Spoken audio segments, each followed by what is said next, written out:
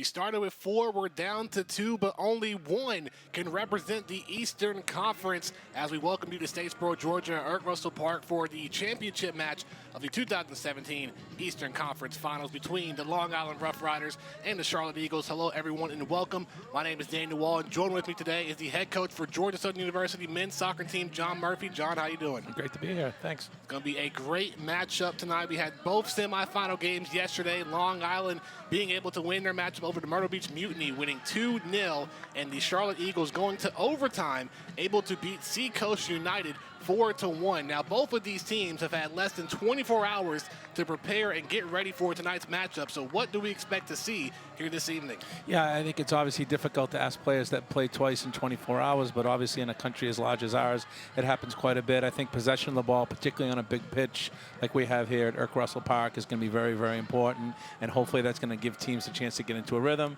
and create scoring chances. Well, it is going to be a great one tonight. We'll take you live down to the field and get ready for this championship matchup. Long Island will be wearing white, and Charlotte will be wearing orange. And for the Charlotte Eagles, all 4 of their goals scored in yesterday's contest was by Jao Costa. And Costa not in the starting lineup today. He is on the reserves, so we may see him later in the second half to reserve those fresh legs. Yeah, I think obviously Long Island be pleased not to see him in the lineup, but the fact that he's on the bench is a threat. He was fabulous last night. Obviously has that killer touch, and he will certainly feature tonight. And for Long Island, Junior Rosero and Arthur Basua, who scored the 2 goals for the Rough Riders in the starting lineups. Rosero came out of the reserves in yesterday's game, so he will be in the starting lineup tonight. And the Rough Riders have a bit of a luxury. They played yesterday at 6 o'clock, and it was very hot here in Statesboro. Temperatures almost over 100 degrees, but here on a Sunday night, very cool temperatures, about in the low 80s as we get ready for the championship matchup. Yeah, I think you brought up an interesting point. Even though Long Island won in regulation, they did play during the hottest part of the day. If you looked at the 2 games and the 2 performances, you'd give Charlotte a little bit of an edge. But again, because they had to go to overtime and they were really stretched by Seacoast, I think it really evens things out a little bit. The thing that concerned me a little bit from a Charlotte perspective is they were quite wasteful. They created quite a bit of chances during regulation last night and really found their shooting boots in overtime. So if they could be a little bit more precise in front of goal, certainly in regulation, they're going to make life easier for themselves. Both teams finished second in their respective divisions. Long Island finished second in the Northeast Division with an 8-2-4 record. Also had a playing game prior to coming to Statesboro this past weekend. And Charlotte, representing the South Atlantic Division, they finished second behind the Myrtle Beach Mutiny. Both the Mutiny and the other team in the Northeast Division were eliminated early, Seacoast. Yeah, it just shows with high-level soccer, these games, you play the games during the regular season, you get seeds, and then anything can happen once you get into a playoff situation. Obviously, we're at this point, we have 2 excellent teams here tonight. Well, both head coaches are going to make the adjustments that they need to for tonight. For Long Island, head coach Flavio Ferri, and for the Charlotte Eagles, head coach Dave Dixon. For Charlotte, their 3rd year in the PDL, they finally make it to the Eastern Conference Championships. They won the South Atlantic Division in their first 2 years, but were knocked out in the Eastern Conference semifinals.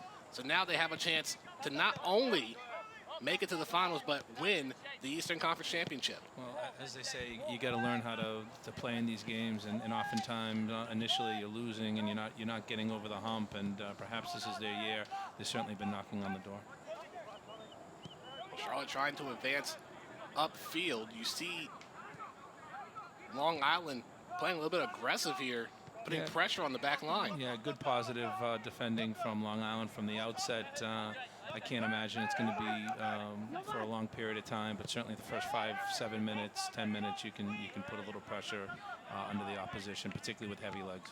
And we don't know what to expect here early on in this game. Yesterday, in Long Island versus Myrtle Beach, it was a bit of a chess match, more conservative passing and trying to find an opening for a shot, while in the Charlotte and Seacoast game yesterday, it was more aggressive, up-tempo early on in the game. But with only less than 24 hours to prepare, they may see some heavy legs early on in the first half. Yeah, absolutely. And again, I think that the temperature of the first game in the style of Myrtle Beach kind of created that chess match that you alluded to. And I agree. I was a big fan of Myrtle Beach. Saw them play a couple of times live this year, and I really enjoyed the soccer that they played. Unfortunately, just didn't have that finishing touch. But the second game certainly was open and robust, and temperatures cooled a little bit. And as you mentioned, tonight is a beautiful night in Statesboro, and it should really it shouldn't be a factor for the players. Playing less than 24 hours, that's a factor, but the weather tonight will not be. We have a player down for Charlotte. He is holding, I believe, his nose.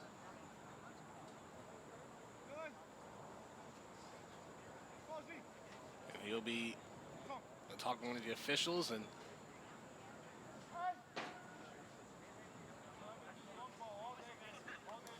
who knows? Yeah, he's smiling. He looks like he's okay.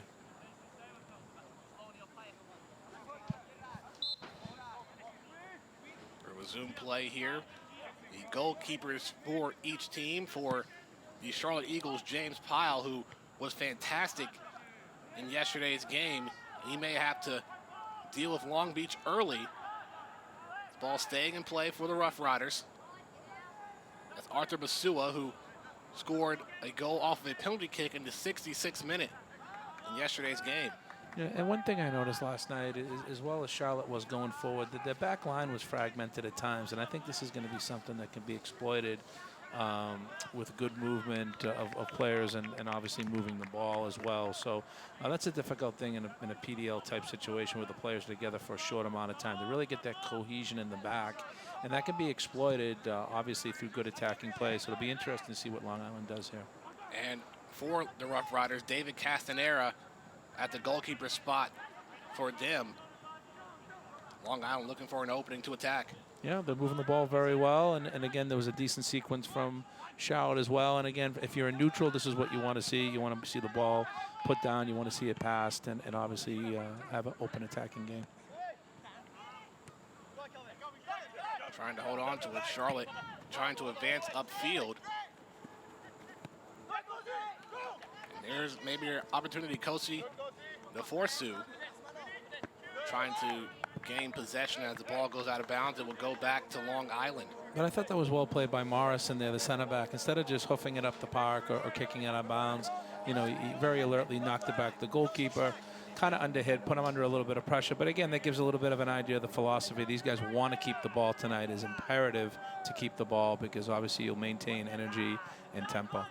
Justin Corfoya will pass inside, now going outside to Thomas Uchecki. Inside, almost. Blocked away by Charlotte.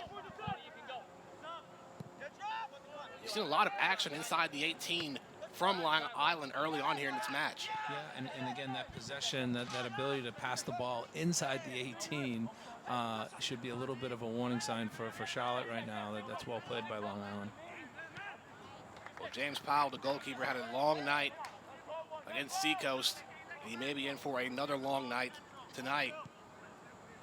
Yeah, but when you're a goalkeeper, that's what you prefer. You prefer contact with the ball. You prefer to see the action. Obviously, you want your team to be successful and up the other end, but there's nothing worse as a goalkeeper to be standing and waiting for action. And I think particularly early on, you want to get some touches on the ball, and that certainly helps with confidence.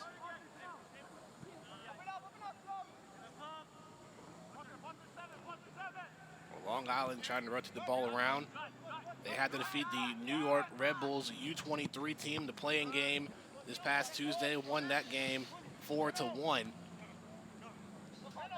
Yeah, and that's an impressive result, obviously, with the Red Bull having that MLS affiliation and a real true professional club setting. I've never seen them play, but they must be quite strong. So that's a fantastic result for Long Island to get to this point. Here comes Charlotte now trying to set up. Going over to the far side. Shot in, header going back out. Go over to Hazley Pyle. Yeah, and again, this is what you're going to see probably for most of the game. You're going to see one team have a good grip of the ball, and then, you know, that's wasteful right there from Charlotte. You have to be very, very careful in these circumstances that you don't overpass and you're not just passing to pass the ball, but you're obviously looking to move the opponent and create chances. I think that's probably what happened to Myrtle Beach a little bit yesterday, moving the ball but not creating enough chances. You want to be efficient in every possession that you have, and we'll see our first corner kick of the evening. Daniel Bedoya will set that up for Long Island. This is their 10th year in the PDL. They have won an Eastern Conference Championship back in 2011. They're also the Mid-Atlantic Division champs. They would like to bring home another Eastern Conference Championship here tonight. Kick by Bedoya. Headed in the air. Good bicycle kick out of harm's way from Charlotte. Carfoya trying to hold on to it, loses it. And possession will stay here for the Rough Riders. Yeah, and what you're going to see in a final, and I wanted to allude to this earlier, I mean, you're going to see goals, particularly when you're playing games in a short amount of time. It's going to come from a set piece, or it's going to come from a mistake, or it's going to come from a bit of magic. And obviously, you know, we'd like to see it from good play, but set pieces are going to be so important. Unforced errors are going to be even more dangerous for you as a team. So it's very, very important to collect the ball and keep it. And again, you have a nice big pitch, perfect surface, good night to play. So that really has to be the emphasis. And it's hard to do that when you're tired and overloaded, which both these teams will be. Interesting to see what Long Island can do here going inside the 18. Pyle trying to go for it. Has to get back. See, I like that from the goalkeeper. He came a long way for it. But again, as a goalkeeper, you want to get a touch, particularly early on. Even though the ball was punched towards an opponent, he dealt with it competently. Long Island trying to hold on, and smart decision by the Eagles. Well, the Rough Riders have been very aggressive here in the opening minutes. Usually you see both teams kind of feel each other out, but Long Island's trying to go for the early lead. Yeah, you have to admire that. They came out a little bit later than Charlotte did for the warm-up, so they'll probably think about conserving energy a little bit. But again, you have to admire their attitude and their tactics early on. I have to agree that they've tried to pick up the tempo and try to play. Castanera rolling the ball back into play for the Rough Riders. Only using 13 total members in yesterday's game. Dan Gweither, who started in the back line for the Rough Riders, is hurt. Only played 23 minutes in yesterday's contest. That's tough. That's tough. Yeah, your depth is gonna come into play certainly when you're playing two games in 2 days, and you know, we alluded to it earlier about key players coming off the bench. You know, tactically, you can hold some people and use them later on in the game, particularly when you want to change your attack or change your approach. A shot going straight into James Pyle's hands a few moments ago. Now Charlotte trying to create some form of offense. They may try and conserve energy in that game against Seacoast. Towards the end of the second half, there was a lot of stoppage time because about 2 or 3 players in the span of 5 to 10 minutes were all cramping up. Here's Charlotte, a kick by Pyle and caught by Castanera. Yeah, you're right, and again, it's difficult. It's difficult to play. It's difficult to play as much as we're saying it's nice weather. We're still in southern Georgia in the middle of the summertime, so it does take a lot out of your body. And I would think these players have hydrated all day, but again, it's going to take a lot out of you. So that's why, again, the use of the ball is going to be so important. A player that impressed me last night for Charlotte was Williams, number 8. I thought he was fantastic. For me, one of the key players for them, and you know, he has not gotten on the ball enough here early on, so I think that's something that Charlotte needs to do. He's a very intelligent player, great work rate, and he's somebody that needs to be important for them tonight. It's Ryan Williams, who had an assist in yesterday's contest inside the 18. Long Island trying to score here on the far side, trying to wrap around into the danger zone. Pyle kicks it out of harm's way. And Long Island trying to maintain possession. Justin Carfoya holding on to it, and it goes out of bounds. The officials say it will stay with the Rough Riders, so they'll have another opportunity. Once again, great aggressiveness early on from Long Island. Yeah, and maybe they saw what I saw as well last night, but there is a fragmentation of the line in Charlotte where there's a couple players up and there's one player back, and obviously that keeps people on. And that was a good bit of wing play, getting it wide and down the line, and that was the best chance of the game thus far. They're still keeping it. Matthew Sloan, who's starting in place for Guaiter. Now Rosero, and that one goes left. Yeah, what I would hope for Long Island is a gaining confidence from this. I think what happens sometimes psychologically is you have a spell like this, you don't score, and then all of a sudden your confidence drops and the other team comes up one time and they get a great chance. So this has to be an opportunity for Long Island to get their rhythm and their confidence, while Charlotte is still trying to find themselves in the game. A bit of a different start for Long Island. Usually they're more conservative, but they want more of the ball and they look for penetrating opportunities, and you're seeing that early on in the opening minutes. Yeah, I have to agree. And if you looked at the two games last night, it's almost like they've changed a little bit, because I thought Long Island were very disciplined, well coached, and organized. And it was Charlotte that was a little bit more the open, aggressive team, and it's almost like they've kind of changed roles a little bit. Certainly, Long Island has come out the aggressor. Kelsey in the fourth, though, tripped up, so we'll have a restart here in possession of Charlotte. Ryan Williams, the guy you were talking about, who you want to see have a bigger impact in tonight's game, himself and Kelvin Omondi will look to be the attackers early on, while Jao Costa is on the reserves.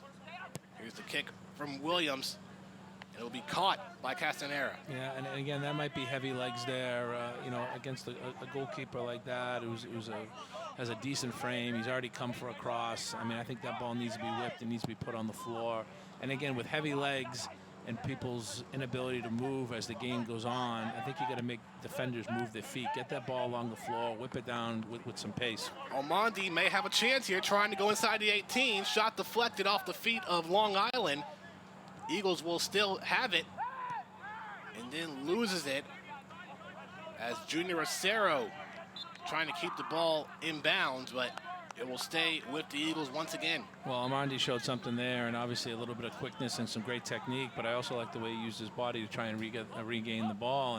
And again, that's that little bit of athleticism, that little bit of quickness on a night like tonight is a thing that can create that chance, create that mistake, that set piece, or that little bit of magic. Now trying to rotate through their back line, going across midfield.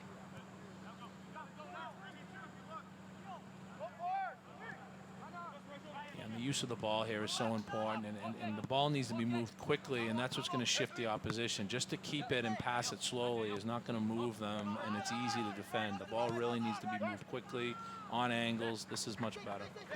The Charlotte Eagles trying to get on a run. They had to win their final 3 regular season games to advance into the playoffs. It was a 3-way tie between the Eagles, Nashville United U23 team, and Tormenta FC. But it was the Eagles who were able to win all 3 games, make it to the Eastern Conference playoffs. Yeah, and when you're playing those last couple games as if they're playoff games, that certainly gets you ready for this type of situation. They said that they had to find their grit as Thomas Suhecki trying to go on the near side, and Charlotte knocking it out of bounds. Yeah, the big man out wide there, he certainly looks like a handful, but pace is not going to be a strong point there. It's unfortunate because the fullback was really pulled in, and that was a great space for him to really try to exploit. Well, Long Island will stick with the aggressiveness here early on. They're going to focus on what they do well, and as the game develops, if they need to make adjustments, they will. They've done a great job attacking and putting the pressure on goalkeeper James Pyle. Here's Bedoya, the header, and it's headed over the goalpost. Yeah, it's a foul on the goalkeeper, and as an old goalkeeper myself, I'm really not a big fan of protecting the goalkeeper in that manner. I think everyone's got the right to go for the ball. I'm pretty doubtful if that was a foul there on the goalkeeper. I think he's going straight up for it, and he's got every right for the ball, just like the goalkeeper does. So. Both Arthur Basua and James Powell colliding. Possession was going to Charlotte, but the Rough Riders get it right back. And this right here, there's a difference between resting with the ball and starting your build-up. And this is fine. This is fine from Long Island. I think you keep it a little bit and you pass it, but eventually there has to be a trigger pass. There has to be a movement or a combination between teammates where everyone gets on the same page and they can see that things have changed and they've sped things up. Bedoya trying to go over, headed away by Charlotte's Hazley Pyle. And that's a great example. So they just work the ball to the back. As soon as the ball gets played into the midfield, there's a little bit of a 50-50, but then the ball breaks, and then people are moving for Long Island. So, again, a well-coached team, and they certainly have the right tempo right now. It's been mainly Long Island here, as for those who are just tuning in, Daniel Wall and head coach John Murphy from the Georgia Southern Eagles here at Ert Russell Park, the home of the 2017 PDL Eastern Conference Championship. Only one team will be able to represent the Eastern Conference heading into this Saturday's PDL semifinals. And also today will probably be some other games in the other conferences. A couple of games got rained out last night, being postponed. One of my players, Adam Abdullali, is up with Thunder Bay Chill, and they won last night, so they're representing their region in the Final Four. So as a coach, very proud of him and very happy for him, and it looks like they have a fantastic team up there. So that's at least one team that's advanced. And we talked about it earlier before the game started, how players have to start making their way back to school, and some players will have to hold out for a couple more weeks playing the PDL Final Four. Yeah, that's a problem that I have no problem with myself as a coach. So I want my players playing in these types of games. I'm very happy for Adam and for the Chill, and certainly wish them the best. But also, you want to make sure that your players stay healthy. Dan Gweither, unfortunately, was injured in yesterday's game, so not in this championship matchup for the Rough Riders. Yeah, and again, it's difficult to play so much soccer in a short amount of time. And the kids that are transitioning from PDL to university soccer, I mean, obviously it's up to the coach how he wants to handle it. But I think you have to be intelligent about how these kids come back. They should be fit, they should be sharp, and then you just have to be careful that you're not burning them out or injuring them. And obviously you don't want them arriving to preseason camp injured. But again, sometimes there's nothing you can do about that. As long as it's not reckless and unorganized, you want your kids involved in these types of teams because it just helps them grow, helps them develop as a player. Charlotte trying to advance past midfield. Ball hit out of bounds. LaForte, I tell you, Morrison's a pretty tough defender back there. He's really holding it down very, very well. Strong tackler, and he moves very well, reads the game well.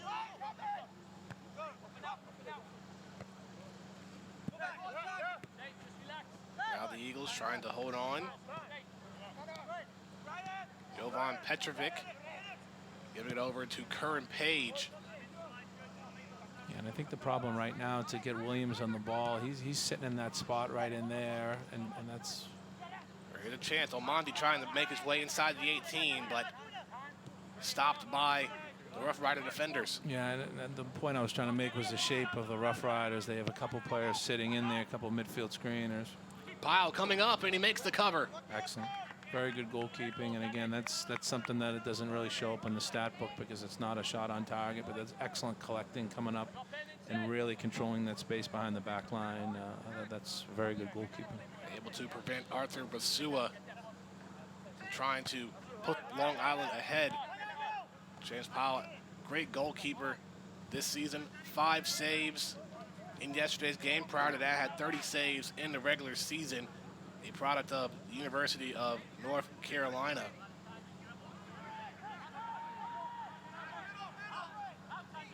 Now Charlotte has to try to get on the offensive.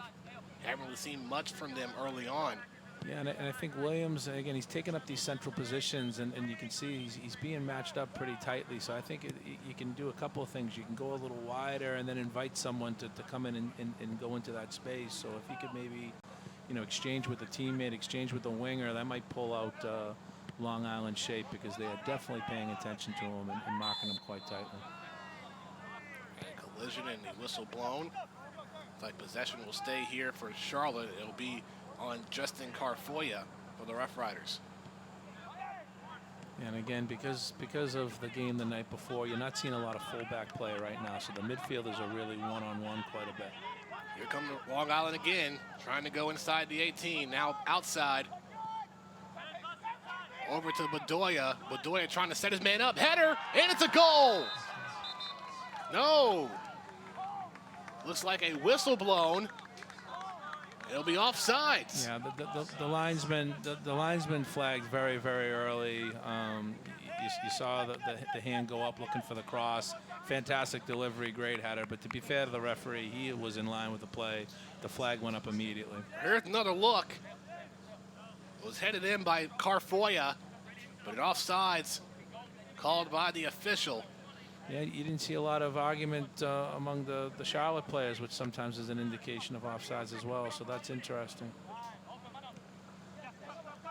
Well, it just shows that Long Island is continuing to bring the pressure here in this first half. No question. I think you're seeing the difference. That Long Island's attacking wide areas, where Charlotte is really trying to work up the middle of the pitch. And for me, you got to work the wide areas first. That's what opens up the gap centrally, and that's why I think you're seeing Long Island with a little bit more success at this point. Trying to hold on to it. Charlotte gets it back. In both games yesterday, saw a lot of fouls called, a lot of yellow cards given out. We saw one red card as well in yesterday's semifinal match. Yeah, I mean, the commitment at this point, it's you're in a semifinal. You're going to try and do everything you can to try and get to the final, and all four teams are committed. All four teams, want to go to that next game. So you're going to see a little bit of that, and unfortunately, it manifests itself in bookings and in some cases ejections. Kevin Omondi on the throw-in for the Eagles. Omondi played the entirety of played the regulation period of yesterday's semifinal against Seacoast United.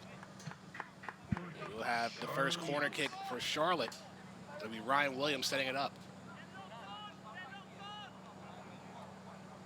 Again, if you're not creating things during the run of play, you can manufacture chances off your set pieces. And I mean, especially now with Charlotte kind of second best at the moment, this takes on significance for sure.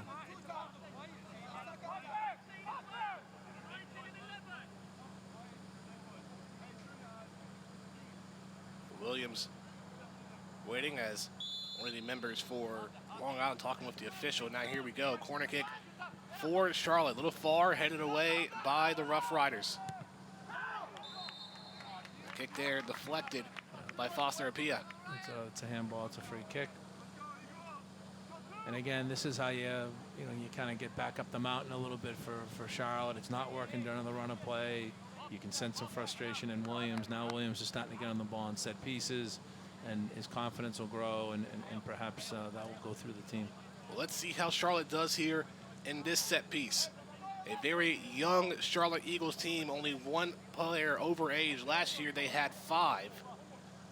The team has more grit in these playoff games. They're able to find that grit towards the end of the season. Yeah, they have some athleticism, but Long Island looks well matched up at the moment, certainly height-wise. Well, height-wise, Charlotte was unmatched. There's a shot caught by Castanera. Again, when you bring in players forward, particularly in the heat, you want to try and utilize that height, or you want to utilize those specialty players. So, Charlotte's bringing players forward for the set piece and looking for a cross, and the ball goes directly on goal. That's difficult because it's tough for players to get up and down the pitch. Certainly, if they're not going to get involved, they're just going to stay home and defend. Good replay there. Also have to give a shout out to the Georgia Southern Multimedia Development Center providing the video feed for tonight's game. Here comes Long Island again inside the 18. There's a shot over the post by Thomas Suchecki. Yeah, if this continues from Long Island, I think it's going to be a matter of time before they score. They are really getting down behind the fullbacks. There must be gaps and spaces there because they're working those wide areas. And I think it's a matter of time before they hit Bader. And it looked like it went straight up the middle, but a little bit too high there over the post. Yeah, and again, that's, maybe a little bit of fatigue, but, getting over that ball is difficult. I thought he pirouetted and spun very, very well. And as you said, just lean back a little bit.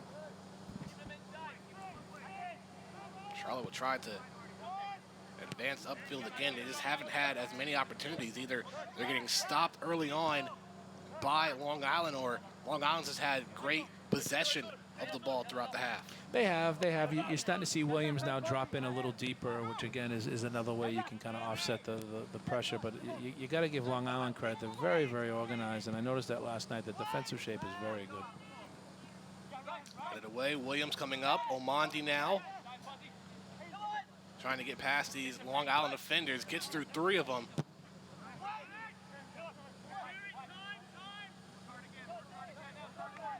Ashley Sabisi was trying to keep it in play, but gives it right back to the Rough Riders.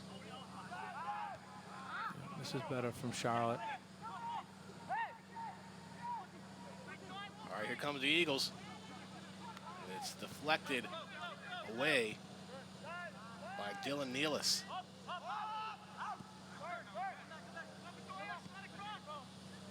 the Eagles have a chance here trying to set up a play. And they're going to reset, giving it back to Pyle. And again, this isn't necessarily, the worst thing from a Charlotte perspective to string some passes together. But one thing you notice, anytime that ball goes backward, Long Island can pack space very, very well. Omondi, no foul called there from Williams. There's a shot right into Castanera. And Williams is still down on the ground after colliding with 2 Long Island defenders. Yeah, and again, as much as I've been complimenting Long Island, they're quite robust in their tackling, but they do like to go to the floor, and all you have to do is mistime a tackle in the wrong place at the wrong time, and obviously you're setting yourself up for a booking or set piece or worse, ejection/penalty. And particularly in these types of games, you have to be very, very careful, stay on your feet defensively, and as you get fatigued, that's when you tend to lose your discipline and tend to go to the floor a little bit earlier. Williams yet to get up. As you see both teams heading to the bench, going to try and hydrate here while they can. Because they're going to be very, very fatigued from yesterday's game compared to tonight. It is, and I think there's a psychology to it as well. So there's a little bit of a respite right here for everybody, and there's going to be players on the Charlotte side that certainly be saying, hey, let's settle down, guys, let's get a hold of the ball. And I think if you're on the Long Island side, you're saying, boys, keep it going, it looks great, keep up the tempo, keep up the defending. And like I said, I think they do an excellent job. Their attacking's coming from the defensive shape, so the defensive shape is very good. Anytime that ball goes back from Charlotte, everyone's moving up 10, 15 yards, and you just saw it a couple times there. The ball goes back to the goalkeeper, and they're under pressure immediately. And again, that's very good defensive shape, particularly after playing a game the day before. So again, well done to Long Island. They certainly look like they have the edge early on. Well, they had, in a way, the longer rest by just a couple of hours. They had a chance to wrap up their first game, getting the win, and heading back to the hotel. Flavio Ferry stayed out for the Charlotte Seacoast matchup, so a lot of these guys were well rested right out the gate, while Charlotte was out here until about midnight last night when their game finished up. No, it's a fair point, and I would always prefer to play the first semifinal. I think it's nice to be able to just watch the semifinal knowing that you've won, and then you're looking to see who you're going to play in the final. But there was a fact that they played the game earlier in the day, and it was harder, but I agree that the 2 teams that played last night, I was there last night as you were. It's a late night, and certainly for the guys, there's a psychological element. You'd say it's only a couple hours difference, but it is. It makes a difference, and perhaps that's where a little bit of the freshness is coming from Long Island. It's certainly a little bit of a psychological edge. A little bit less pressure for Long Island as well. Here's a free kick by the Rough Riders. That one going inside the 18, headed over the post, and will go out of play. Yeah. And I mean, there's another way of looking at it as well. For Charlotte, I mean, they could easily say that up until this point, we haven't even come close to playing as well as we're capable of, and we're in a position where it's still 0-0. We haven't really been exploited to a point where we've conceded a goal. So I mean, there's positives to be taken from that as well. So certainly 0-0 in a final. Both teams are in it. Both teams are trying to establish themselves, and I think what you're going to see in the second half is certainly as legs get fatigued, that's when things are going to open up. You could also maybe see Charlotte be more aggressive in the second half as well, depending on how they're going here in the first. Omondi able to get the steal, trying to head past midfield Taking himself, trying to pass it inside to a teammate, just got too far ahead of the pass. And that's part of the tactical decision not to play Costa and to start him. As a coach, it makes a lot of sense, and the players can all buy into it, and it makes sense. But they certainly miss him tonight, and I certainly think Williams misses him because that's a real connection that they had last night. So obviously when Costa's going to come on the field, I think you're going to see Charlotte come to life a little bit. It also gives other members of the Eagles to step up here in this match before Costa comes in. Oh, no question, and that's what finals are made of, where someone makes a real name for himself, someone you've never heard of, or someone that really is not featured regularly because you've played so many games in a short amount of time. You have to go to your bench, and that's what I said earlier. I think the depth is so important and the strength of roster, and that's where you got to give the coaches credit to keep good players occupied during the season, because only 11 can play at the same time. The really good programs have good coaches, good setup, and the players want to stay, and even if they're a reserve player, get their chance somewhere down the road. Well, Long Island will once again have another chance to try and get ahead. A corner kick opportunity here for the Rough Riders. And I mean, you'd say that's a mistake right there. That's a ball that obviously is trying to be hooked up the field, and it's put out of play, and that's something that is going to obviously create a chance here for Long Island. Like you said, you don't want to give up too many errors here in this matchup. And let's hope, and Charlotte hopes that this one doesn't come back to haunt them, as Daniel Bedoya setting up the corner kick from the far side this time. Look for Justin Carfoya inside, off the head. Charlotte will let this one go out of bounds. It'd be interesting to see if Long Island is seeing this, and they might change up their corners. And everyone for Charlotte is really protecting the 6-yard box, and I think they almost have to bring somebody out for a short corner to kind of change that shape a little bit, because they're just sitting in there waiting for it. Throw in by Matthew Sloan, headed in, and that one goes left. Fantastic. Very close. Yeah, fantastic back header from Morrison, and they were just a little off at the back post there, but a great flick to the back post there. Look at that. That's excellent. And really the goalkeeper's frozen, and if Bosoa just could have got across the goalkeeper there, that would have been an amazing chance for him. Absolutely. It looked good from Andre Morrison, but was just a couple of inches to the left. Seen that a lot so far this weekend. A lot of close goals from all 4 teams that have been a part of this Eastern Conference Championship tournament. Yeah, but I mean, again, you want to ask questions of the opposition right now. So even if it doesn't come from a clear scoring chance, you're keeping people on the toes. I mean, Pyle is right now, he's not coming as confidently for the ball as he once did. I mean, the balls are coming in with more variety now. They're coming in with spin, pace, all these different things. So again, Long Island, I think, has a quality in their service, whether it be during the run of play or during a set piece, that's keeping Charlotte on their toes. Whether it comes from a clear scoring chance or not, it's going to eventually loosen up chances for them somewhere down the line. Well, Long Island looks to have some substitutions going to come in here soon. So one of the guys talking with the coach may have just been chatting it up with Ferry. It would have to be for an injury at this point. I think you wouldn't want to make a sub before halftime and use that option. It would have to be an injury at this point. Williams on the free kick in. Couldn't get anything to happen for the Eagles. Now here comes the Rough Riders. Again, it doesn't matter if that ball comes out. That's a fantastic ball. It really puts everybody on high alert there for Charlotte. They covered it very, very well, but at the same time, too, fantastic ball right over the back of them from number 6 there, and a great ball that, really they have to be aware of that ball in behind them. Charlotte going to reset, giving it back to Pyle. Over 2/3 of the way through in the first half of the 2017 PDL Eastern Conference Championship. Daniel Wall and head coach John Murphy from Georgia Southern men's soccer team. And here come the Rough Riders again, trying to keep on putting up the pressure. Here's a shot inside, and it goes right. Wow. Very good build-up. And that was closer than it looks. The goalkeeper was frozen there, and again, good build-up. Nice little shape on the ball. Yep, cuts inside very, very well.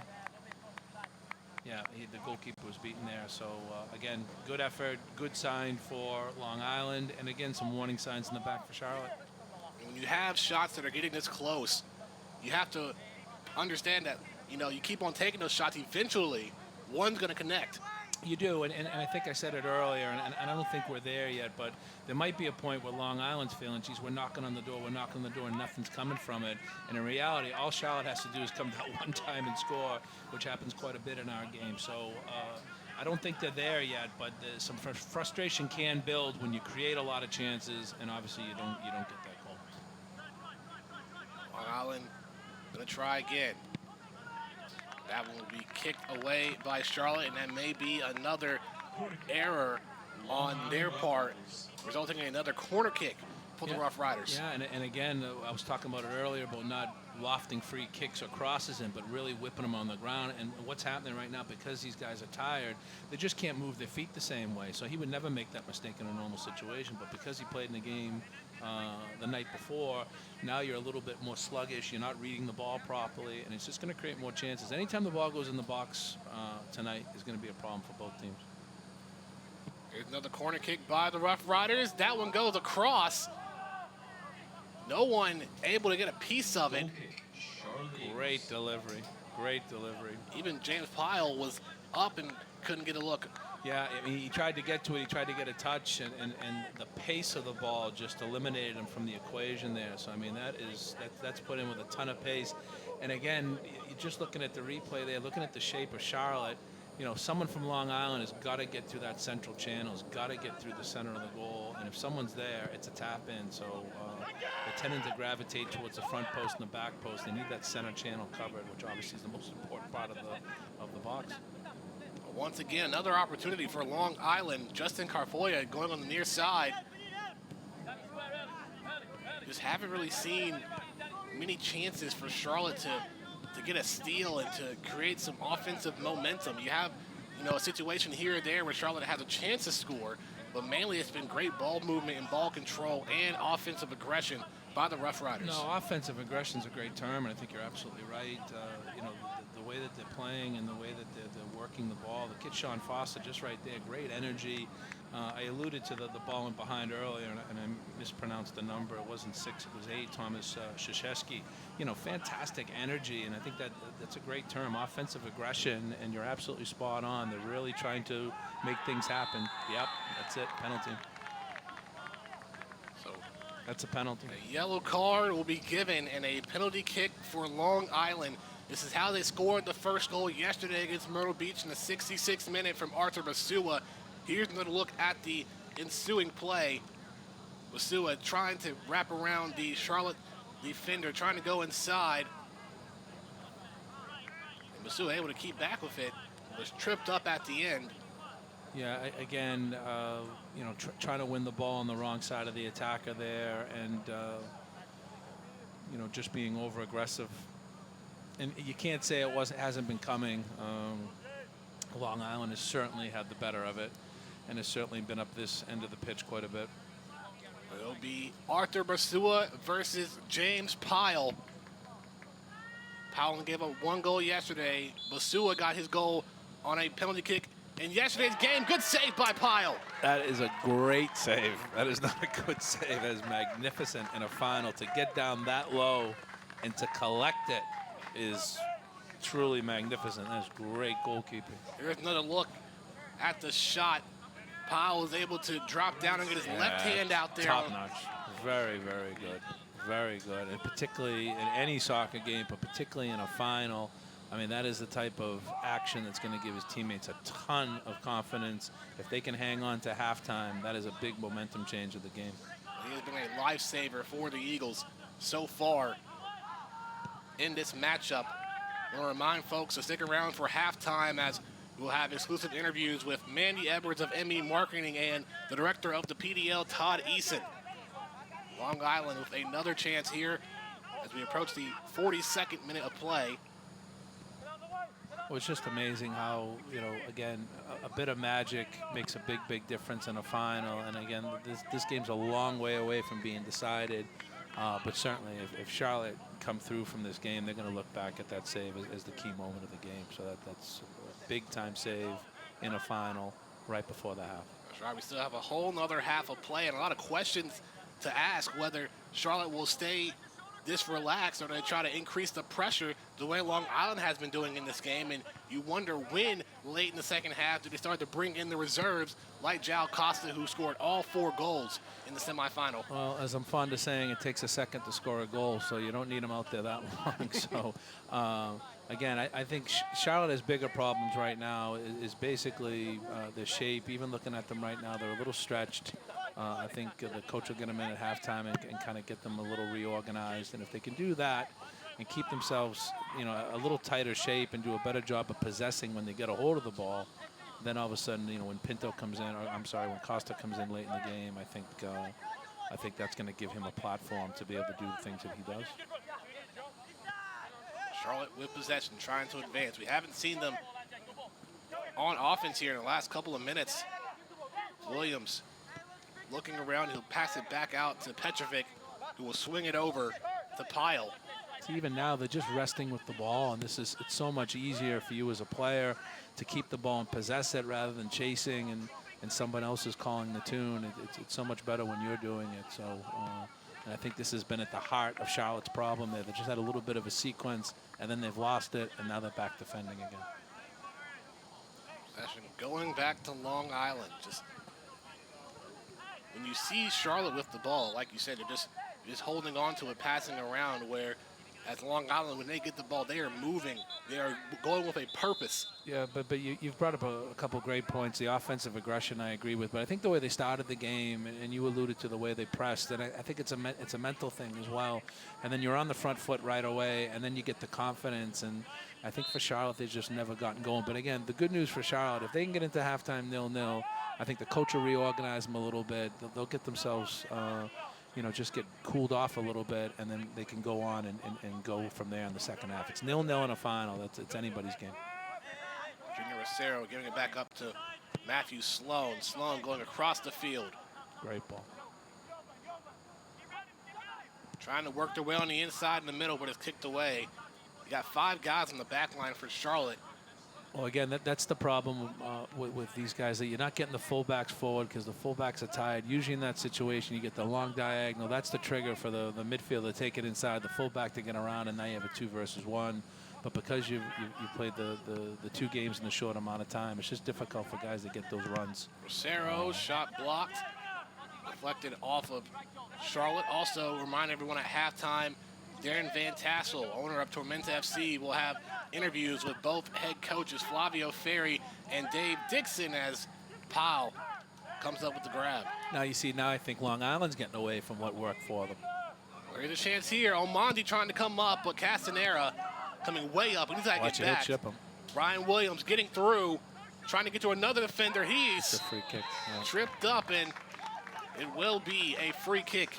Well, that's Long Island made that problem for themselves, and then instead of working into the wide areas, and they've done a great job cutting it back, now they're trying to hit big diagonal balls. Pyle's coming forward for it, collects it, and then they're off on the break. We haven't seen much aggression from Charlotte, but right there, Ryan Williams was trying to hurry up and try to catch Long Island off guard. This might be a little too close, but last night I think Williams had the same opportunity to hit last night and hit the crossbar for the 4th goal. So the way he addresses the ball, he could not cut over the wall here. This is definitely a key moment.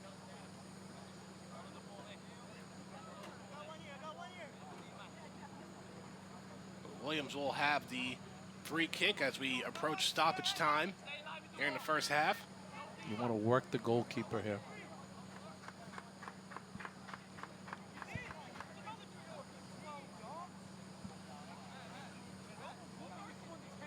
Must work the goalkeeper. At the very least, see if you can get a corner, a free kick, another opportunity.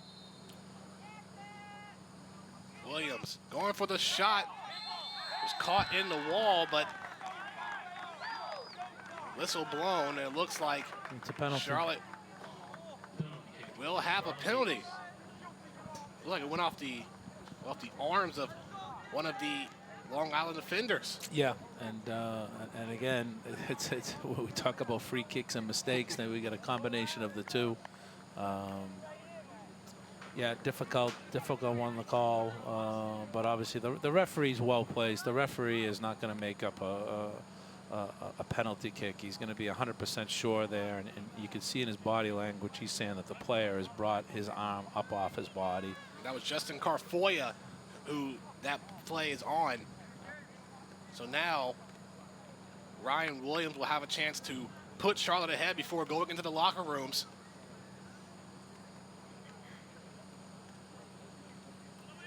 We saw Basua have a chance for the Rough Riders, but James Powell made a great play. Now Williams will try, and it's a goal! And the Charlotte Eagles take an early 1-0 lead here as halftime is about to come to a close. First half. Amazing momentum swing. Amazing. That just sums up soccer sometimes. Where, I mean, Long Island has really had the better of it. Has a penalty, fantastic save, and then manufacture goal off a penalty kick. So I don't think Long Island should be devastated. They certainly look like they have a positive mind or body shape going into playing here off the kickoff, but certainly that's a momentum swing for Charlotte. That's great momentum for Charlotte, where they haven't really done much on offense. It's been mainly Long Island with the aggressiveness.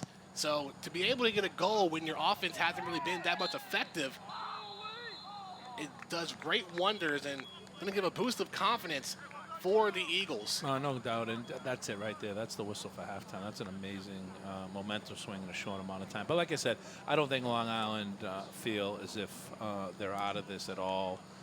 They're probably going to come in and say, listen, we've had the better of this the whole game. Let's continue to do what we've been doing. Well, we will take a quick break, and then we'll go down to the field where Darren Van Tassel will interview the head coach for the Charlotte Eagles.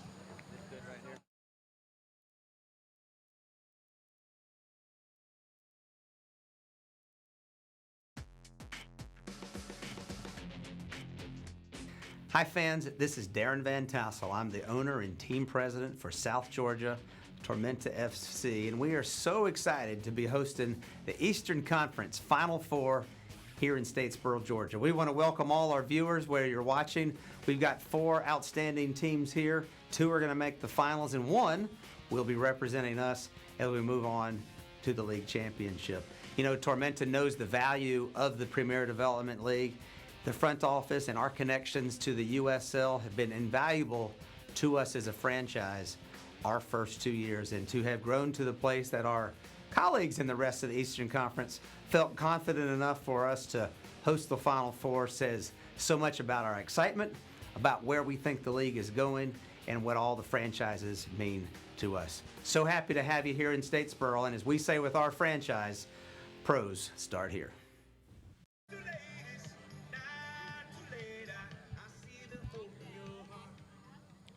All right, we're here at halftime. Coach Dixon with Charlotte. Really exciting first half to watch. You got the late one to go up 1-0.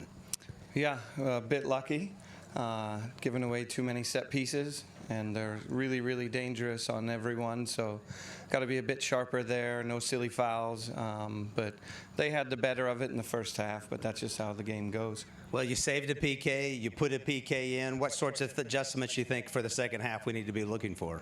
Yeah, we just have to be better on the ball. I mean, we gave away so many balls in the midfield and in the back and just put ourselves under too much pressure. So just sharper there, a little bit sharper in our communication and organization, and hopefully we can see it out. Coach, thanks for your time at halftime. 1-0, we'll let you get back to the team. 1-0, we're coming up here in Statesboro, the championship for the Eastern Conference Final Four. Georgia's best and brightest choose Southern. Georgia Southern University offers an innovative, hands-on approach to learning that prepares you to succeed in the workplace and in life. Whether our students go on to become a Georgia Teacher of the Year, work as a Disney Imagineer, or conduct groundbreaking coastal research, Georgia Southern is the right choice. Choose Southern at georgiasouthern.edu.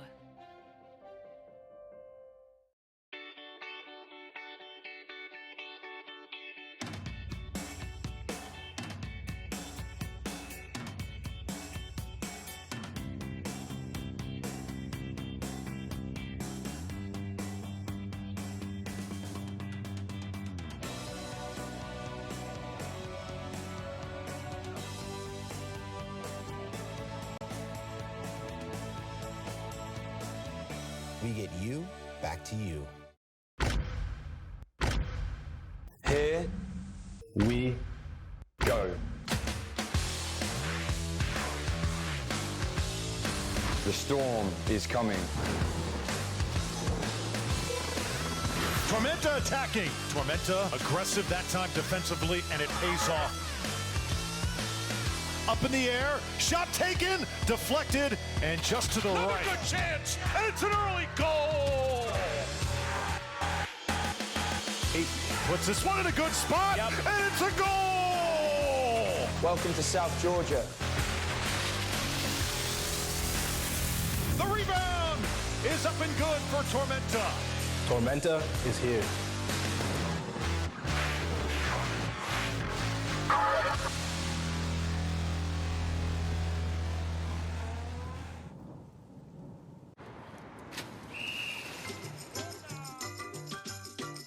I'm not playing with you. I can bend a little bit. I can play a little bit. I'm here for you. I can see a little bit. I can see a little bit of you. I gotta hold on you.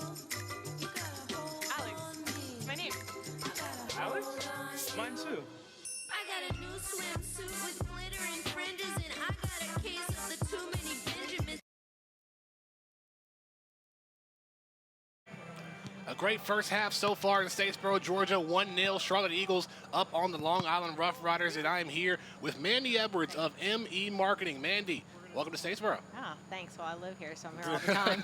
Why don't you tell the fans and people watching live about ME Marketing itself? Okay, well, ME Marketing is a Statesboro-based social media marketing and website design company where we specialize in helping businesses of all sizes with their social media strategy to reach the people where they are now on social media. And this is your first official season in the PDL. You've done a lot of great work with Tormenta FC in the summer. Tell us, how has your first year in the PDL been?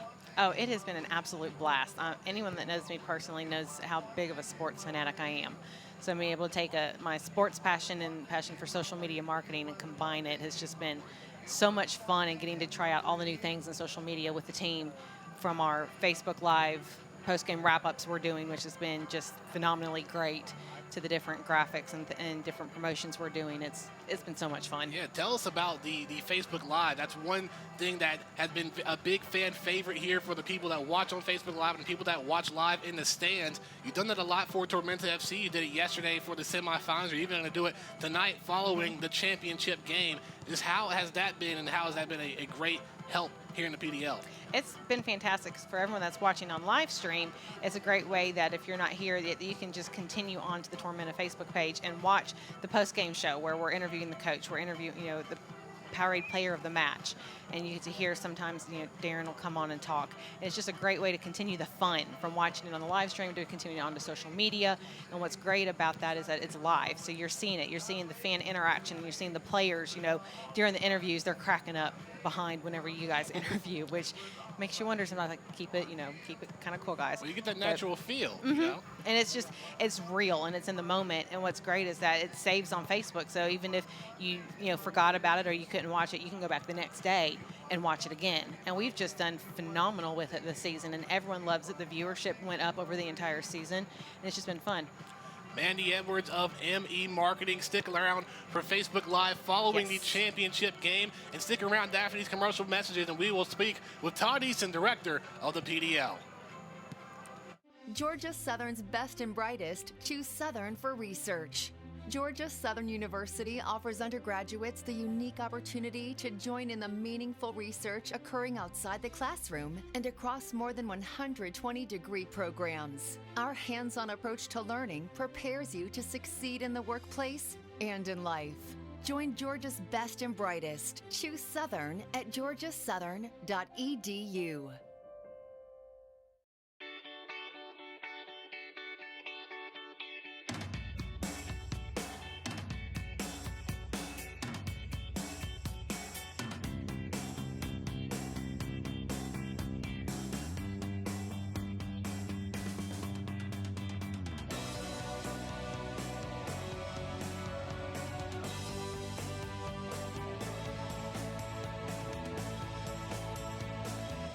We get you back to you. Downtown and thrift stores, a blue mile to your door. With new sights and old friends, a new day, no dead end. 'Cause I'm off the highway for good.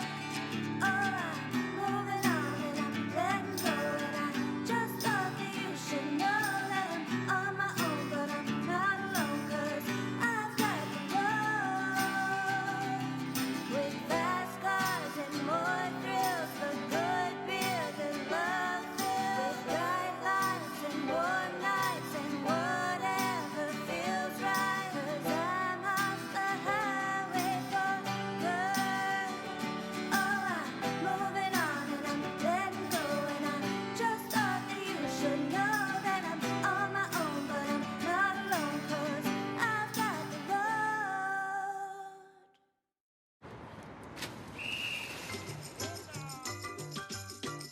I'm not playing with you. I can bend a little bit, a little bit.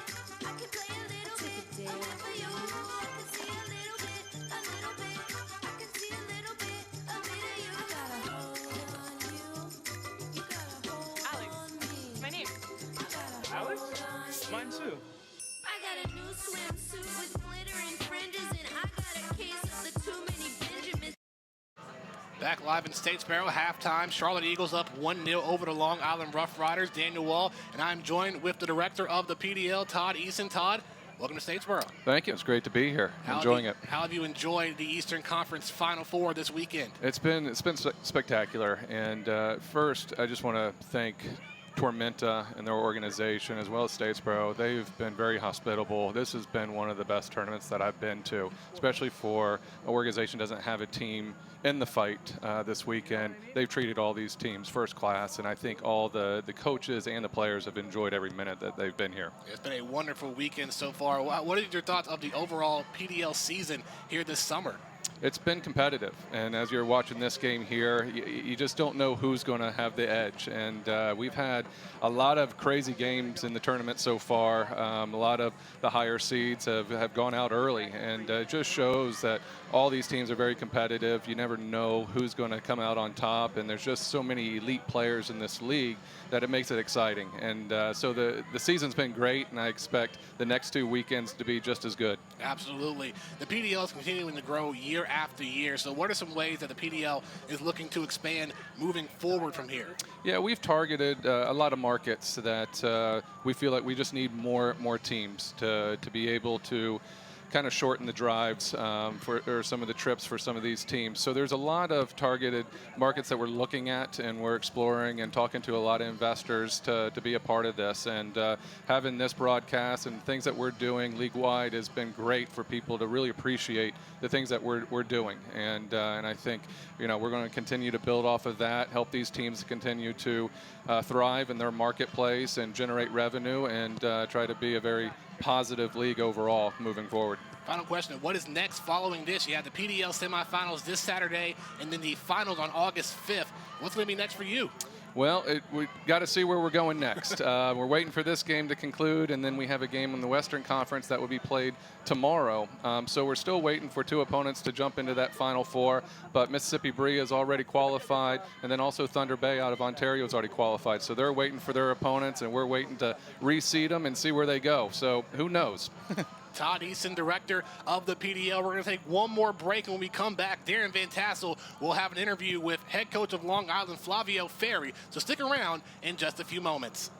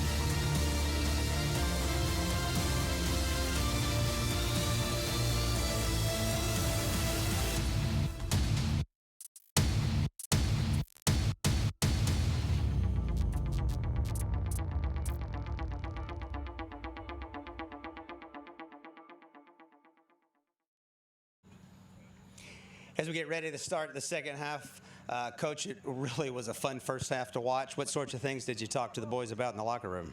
Well, we're obviously down a goal, but I told the boys plenty of football left, and we're going to go out there and give it our best go in the second half. The ball's really moving around, couple PKs, but I think the adrenaline's kicking in. Lots of really fun soccer to watch tonight. Has that been your observations too? Definitely. The quality's been terrific, both teams, and both teams are going at it pretty good. So I'm sure there'll be some more interesting happenings in the second half. Anything for us to watch for specifically? No, we're going to push forward. We're going to try to all or nothing second half. We're going to go at them. Yeah, well, thank you, Coach. We'll let you get back to the bench. We're here at halftime, second half getting ready to start. 1-0 Charlotte, Eastern Conference Championship on the line. In 45 minutes, we're going to have a champion. Thank you, Darren. Darren Van Tassel, the owner of Tormenta FC. Tormenta FC being the host of the Eastern Conference Final Four here this weekend. And overall, it's been an amazing weekend. Dana Wall and head coach John Murphy for Georgia Southern back in the booth. John, what does Long Island need to do to either tie or get ahead of Charlotte in the second half? I think they just need to continue, obviously continue with their attack. But one of the points that I made in the first half for both teams, and certainly now you have to see it from Long Island, is you have to start getting players joining in from a deeper rank. So if the ball goes into the midfield, you need fullbacks to get forward. The ball goes to the forward line, you need midfielders running beyond. I admire what the coach said. It's going to be all or nothing. They have to be very smart about it, though. I think they can't open themselves up too early. And that second goal from Charlotte, I think, would really make it very, very difficult for them. I think if they continue to do what they're doing, keep moving the ball, and then perhaps just have an extra player joining in the attack from a deeper area, that's going to create some chances for them. Well, it was all Long Island in the first half, but Charlotte was able to get a goal on a penalty kick in stoppage time in the first half by Ryan Williams. Williams being able to get a goal here in a championship game, and now you look to see what both teams are going to do here in the second half. How long will it be until you start seeing reserves come into the game, and when will Jao Costa, the man who had 4 goals for Charlotte, make his way in? Well, it's interesting, and again, I don't know the player well enough. I certainly think he'll feature regardless of the score. But perhaps 1-0 late in the game, that's not the player that you particularly need to kill the game off. So that's the intriguing thing about having a player like that. I can't imagine he is not going to be involved in some capacity. But again, you're up 1-0 late in the game. Your substitutions are going to be to try and keep that result, and whether it be a defender or an attacker, that person's going to be going with the mindset of keeping the score 1-0. Someone like Costa, who's a natural goal scorer, that may not come natural to him. So it'll be interesting to see how they deploy themselves if this score continues from a Charlotte perspective. And for Long Island, they've had a plethora of shots in the first half. Even had a penalty kick opportunity, but a great save by James Powell, the goalkeeper for the Charlotte Eagles. For Long Island, they've been having a lot of opportunities from Junior Rosera, Arthur Basua, and even Justin Carfoya and Daniel Bedoya. But to be fair, I mean, with the exception of the save off the penalty kick, they really have not created clear-cut chances where you've forced, the goalkeeper into really important saves. So, I think that as much as they had of the game, there's still a little piece missing there for Long Island, and certainly they need more bodies going forward. Well, in 45 minutes, we will have a winner and an Eastern Conference champion between Charlotte and Long Island. Both teams able to advance from yesterday. Long Island defeating the Myrtle Beach Mutiny 2-0. The Charlotte Eagles defeating Seacoast United 4-1. Also needs to be noted that Long Island had a playing game on Tuesday to make it to the playoffs, defeating the New York Red Bulls U23 team. Charlotte now may have had a chance, but offsides will be called. Yeah, and again, these playing games, all these games add up. But certainly if you're a player, you're a coach, that's what you want. You want a heavy fixture list because that means success. That means you're winning. Also for Long Island, will they keep the same offensive aggression in the first half here in the second? And how will Charlotte answer? Will they stay more conservative, or will you see them try to take more chances to attack? They have the 1-0 lead, so they don't really have that much pressure on them. No, it's tough to keep a lead, though. And I think what they're going to be looking for, because Long Island does work down the sides, if they're going to start bringing people forward into the attack, that's where the spaces are going to be in transition. So I would not be surprised if you see Charlotte in transition really working wide areas. They certainly need to do a better job of that. In the first half, they were trying to work more centrally, and the space just wasn't there. Long Island wearing white, Charlotte wearing orange and blue shorts, and now the Eagles trying to get ahead, but possession will stay with the Eagles after a foul was called. Yeah, and Charlotte looks like the type of team that's built to get that first goal, because you get the first goal, now the opposition has to come on to you, and they look like they're built to hit people on the break. Just right there, 3-4 bodies really springing forward into the attack with speed, and they had to get slowed down with a tactical foul. So I think this is going to be an issue for Long Island, certainly in the second half. Let's see what Charlotte can do here. Charlotte Eagles, their third year in the PDL, a 9-3-2 regular season record. They were in the Eastern Conference semifinals the last 2 years, but were eliminated in these semifinals. In their third year, they finally make it to the finals, and they want to come out with the championship and head to the PDL Final Four. The semifinals this Saturday and the finals on Saturday, August 5th. Yeah, it's when you're this close, you can taste it. And again, I'm looking forward to watching the second half. It's going to be intriguing to see how both teams play. But I mean, everything's on the line right now. You're going to see everything for both these teams. Long Island doesn't want to head all the way back to New York empty-handed. Charlotte wants to get their first Eastern Conference championship. The Rough Riders in their 10th year in the PDL. They have won Eastern Conference championship back in 2011. Well, both clubs have fantastic names. I mean, people that know soccer in this country, obviously the Long Island Rough Riders, from someone from the Northeast, that's a name that's very well known up where I'm from. And the Charlotte Eagles, again, it's another well-known club. So, again, you're starting to see these names come through, at different levels of the USL and certainly the PDL. And it's fantastic. We're starting to create a soccer culture where it's starting to emulate what other countries have been doing for decades and decades. So it's exciting to see two clubs with great names like this in a championship game. And it's also the first season that the Rough Riders have an MLS affiliate with the New York Football Club. The long free kick by the Rough Riders, and in the middle of the fray, James Powell comes up with the ball. Yeah, and again, as a former goalkeeper, that's a very straight, direct ball. There's really only one person that can get to it, and that's the goalkeeper. So, I think that's Long Island getting away a little bit from what they were doing previously, which was really working down the sides of Charlotte. As a goalkeeper, you want to see that ball all night, because there's only one person that can get that, and that's the goalkeeper. A long pass from the Eagles, stolen away by Long Island. And they do have plenty of time here in the second half, so they can keep the aggression going the same in the first half. And they've had so many shots that you have to think that eventually one's going to go in. They need to stay patient. They need to stay patient, stay with what they're doing. This is better for them right now. Good build-up and good movement. And again, they've had the majority of it. Yeah, that is a set piece. So the Rough Riders will have another chance here. They can set things up and slow things down to their pace. Yeah, and again, the psychology of it, it's amazing how a goal changes a game. So now you're seeing Charlotte play with the confidence now, and maybe Long Island trying to find themselves back into the game. But again, this is a good distance and a good central angle for an indirect free kick. Well, they've had plenty of chances in the first. Here in the second, they want to keep that intensity the same, especially as aggressive as they were in the first half. They find themselves down here. Yeah. And again, you can manufacture a goal from an attacking set piece like this. They tried to be cute and roll the little ball. Chance is still there. Inside the 18, now it's going out. Trying to find the look. They'll take it back out. Dylan Nealis losing it. And Charlotte getting a bit too ahead of themselves. Yeah, if Charlotte plays underneath Long Island on the break, they're going to have a lot of success because there's a big gap right now in the midfield in that back line. So I think Charlotte just needs to be patient and just add a pass instead of looking to get in behind them right away.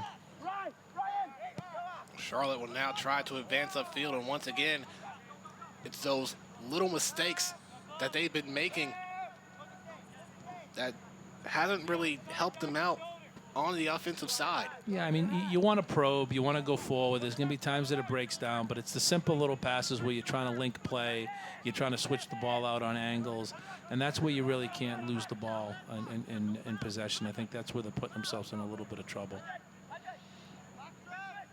Long Island trying to rotate the ball to the near side. Here's Dylan Nealis. And give it back up to Daniel Bedoya. And this is better. Now you see the three joining in. You're getting the fullback going forward. This is exactly what you need. But now they're going to find a chance to strike. Good defensive play there by the Charlotte Eagles. And again, working these wide areas in transition is going to be key for Charlotte. Now they're up the middle, trying to keep it going.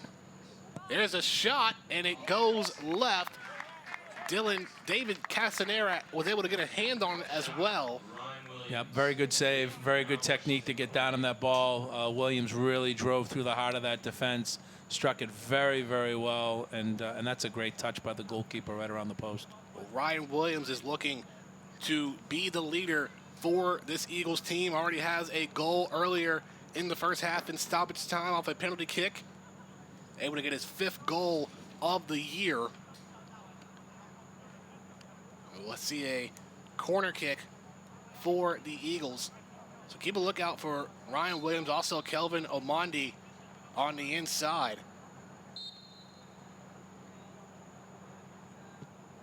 Corner kick is high, and it's caught by Castanera. Nice calm goalkeeping there, collected it very well under pressure. Had a defender as well that went up with him. Yeah, again, just nice body shape, very calm, and again, the goalkeeping is not the problem tonight for both teams. You know, they've certainly shown that there's 2 quality goalkeepers tonight in this game. Here come the Eagles again. Ryan Williams gets past one defender, is tripped up, and a foul will be called. And you see in Maura Williams now, and they have made the adjustment. They've dropped him in a little bit deeper to get on the ball. And again, good players always find that way, so I'm sure that's something that he's kind of figured out on his own, or his teammates are talking to him about. But the fact that he's picking up the ball a little bit deeper, he's linking play now, and for me, he's an outstanding player, maybe the outstanding player of this team. So the referee speaking with Long Island's Daniel Bedoya. So now a free kick for Charlotte. Williams going to tee it up. There's a kick straight into Castanera's body, and it's ricocheted out of bounds. Phenomenal free kick, and he did the same thing last night from a little closer in, but he's addressing the ball in such a way and making contact with the ball that it's getting up and over the wall, and it's got so much action on it. That's actually great goalkeeping, just to get something on it to keep it out of the goal. Here's another look at that free kick. It looked like Castanera wasn't squared up with it. Went off of his left forearm. Here's a corner kick from Charlotte again. It goes out. The Eagles going to try and set it up. Here's a kick on the inside, and it goes wide right. All right, the game is really opening up now, and again, for the neutral, this is what you want to see. You want to see attacking soccer, but to get back to that free kick, the reason why the goalkeeper's out of line is because he's trying to get in line with the shot, and the ball's got so much action on it, it actually breaks to his left, and the fact that he had to reset his feet and get his wrist to that ball, again, I think that's top-notch goalkeeping. Well, Williams will set up another corner kick for the Eagles. And they'll have another opportunity. This one is high, and it goes off the hands of Castanera. Able to block it out of harm's way, and the Eagles trying to regain possession, and they will. Williams on the near side, goes in, deflected. They'll try to get it back to him. He's been very aggressive here in the second half. Yeah, and again, now you're really seeing Charlotte come to life here. They look like a completely different team than the first half, and it's definitely been a tale of 2 halves thus far. Absolutely. Now, Long Island may have a chance.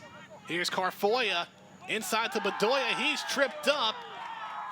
No whistle blown. Play continues. No, I think it's a great tackle. The linesman's in a good position to see it as well. The referee was not far behind. I have to say that's at first glance, my first instinct was he got the ball. He was coming from the wrong side of the defender. You're taking the attacker. You're taking a huge chance to go to the floor. Carfoya was trying to get it up to Bedoya, but was collided with Kelvin Omondi. For me, that's a good tackle. And again, we have to be careful. We don't want the game to get to a point where anyone gets touched. All of a sudden, it's a foul every single time. He certainly got the ball. He got some of the player. But for me, that's a great tackle. We saw a lot of fouls given out in yesterday's semifinal matchups. Today, it's been a little bit more smooth as far as the pace of play. Long Island trying to go in, and another unsuccessful try. Yeah, and again, a lot of times you get in finals, you get very edgy performances and very cynical, and you got to give both teams credit. I have to say, both teams are really coming out, and they're trying to play. There's mistakes being made for sure, but most of the time they're being made trying to play properly. Long Island trying to get another opportunity, and Carfoya is tripped up, and there's a foul. Yeah, this game is opening up now, and you're going to see some great attacking chances for both teams right now. It's going to be interesting to see how it plays out. And we have a yellow card given out, too, as we look at the replay. Carfoya colliding with Foster Apia. We had to get him there. If he didn't get him there, he was in the box, and he was into goal. So, you know, from a tactical perspective, it's a good foul. But now it's a very dangerous opportunity here for Long Island. So a yellow card given. There'll be another opportunity for Long Island to tie this game up. Daniel Bedoya has done a lot, and Justin Carfoya has done so as well. We've seen a little bit of action from Andre Morrison. Had a header that was just off in the first half, and Bedoya will set up this free kick. I'd like to see Sheshki again, similar to the penalty that was given the shout in the first half. It's almost from the same spot. You must work the goalkeeper here. You're not going to get it up and down over the wall. So for me, it has to be the open end. To get it up and down at this point, I think I'd be surprised if he could do it. It would be a mistake by the wall and or the goalkeeper. You really have to work him on the open side. Let's see what's going to happen for the Rough Riders. The kick blocked by Pyle. Another great deflection. Yeah, I mean, it might have gone wide. I'll take it back from Shesky. What a fantastic free kick to get that up and over. All the action and whip that he had on it. That's a professional level free kick there. Very, very good. And again, whether it was going wide or whether it was going to touch the outside of the post, the goalkeeper must go for it, and that's an exceptional save. And James Powell has done fantastic so far for the Eagles in this game. So a corner kick now for the Rough Riders. That will be headed out. Yeah, and I mean, people would be critical, saying, well, the goalkeeper can't, he just gave them away a corner kick, and I disagree, because you have to go for the ball, because the ball's moving so quickly, you're really not sure if it's going to hit the post or it's going to go wide. But it does set up another opportunity here for Long Island. Bedoya will tee it up again. This one will go out of bounds again. Deflected, headed away by the Eagles. So will the third time be a charm, or the fourth time, I should say, with this being the fourth chance for Long Island, the third corner kick. Ball is up, has a little bit more distance, and that one stays in and kicked out of harm's way by the Eagles. That was a great knockdown right across the face of goal. And again, the delivery that they're getting from wide areas and the set pieces is very, very good. Long Island still may have a chance, as that one's kicked out of bounds by Charlotte. They're going to have another chance. Let's take another look at this. Bedoya jumped over. It was going to stay here. It'll be a throw-in. I think they have a substitution coming in right now. So one of the men coming out is Kelvin Omondi, exiting the game.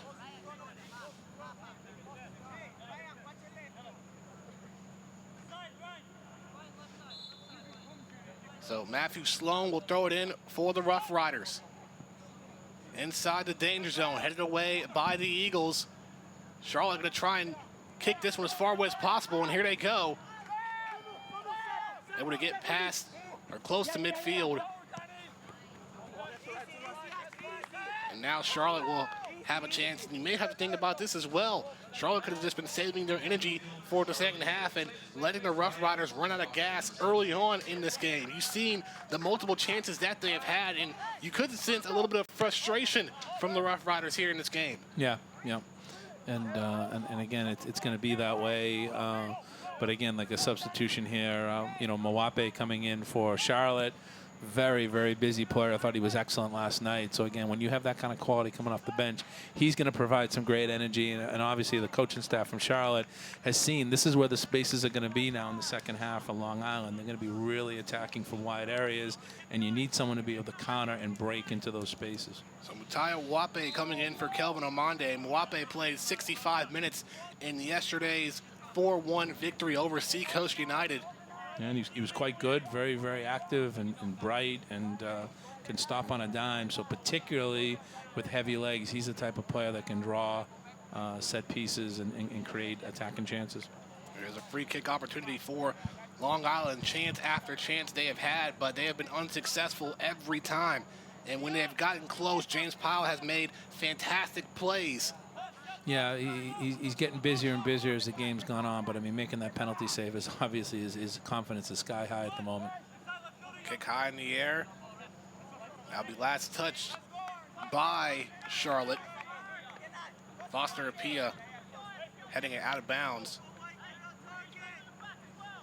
They're trying to find Justin Carfoy on the inside, but a little bit too far on the pass.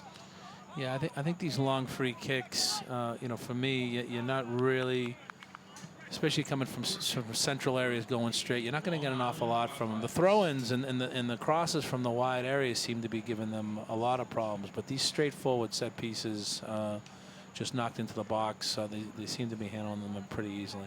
Another corner kick for the Rough Riders. Daniel Bedoya setting it up again.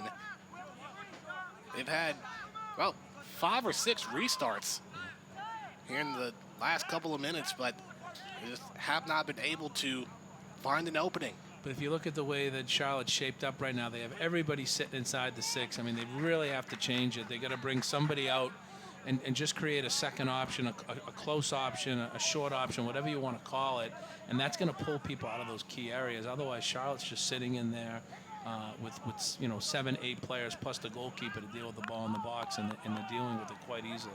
And the goalkeeper, James Powell, with another great save. This ball slid away and stolen by Douglas Oliveira.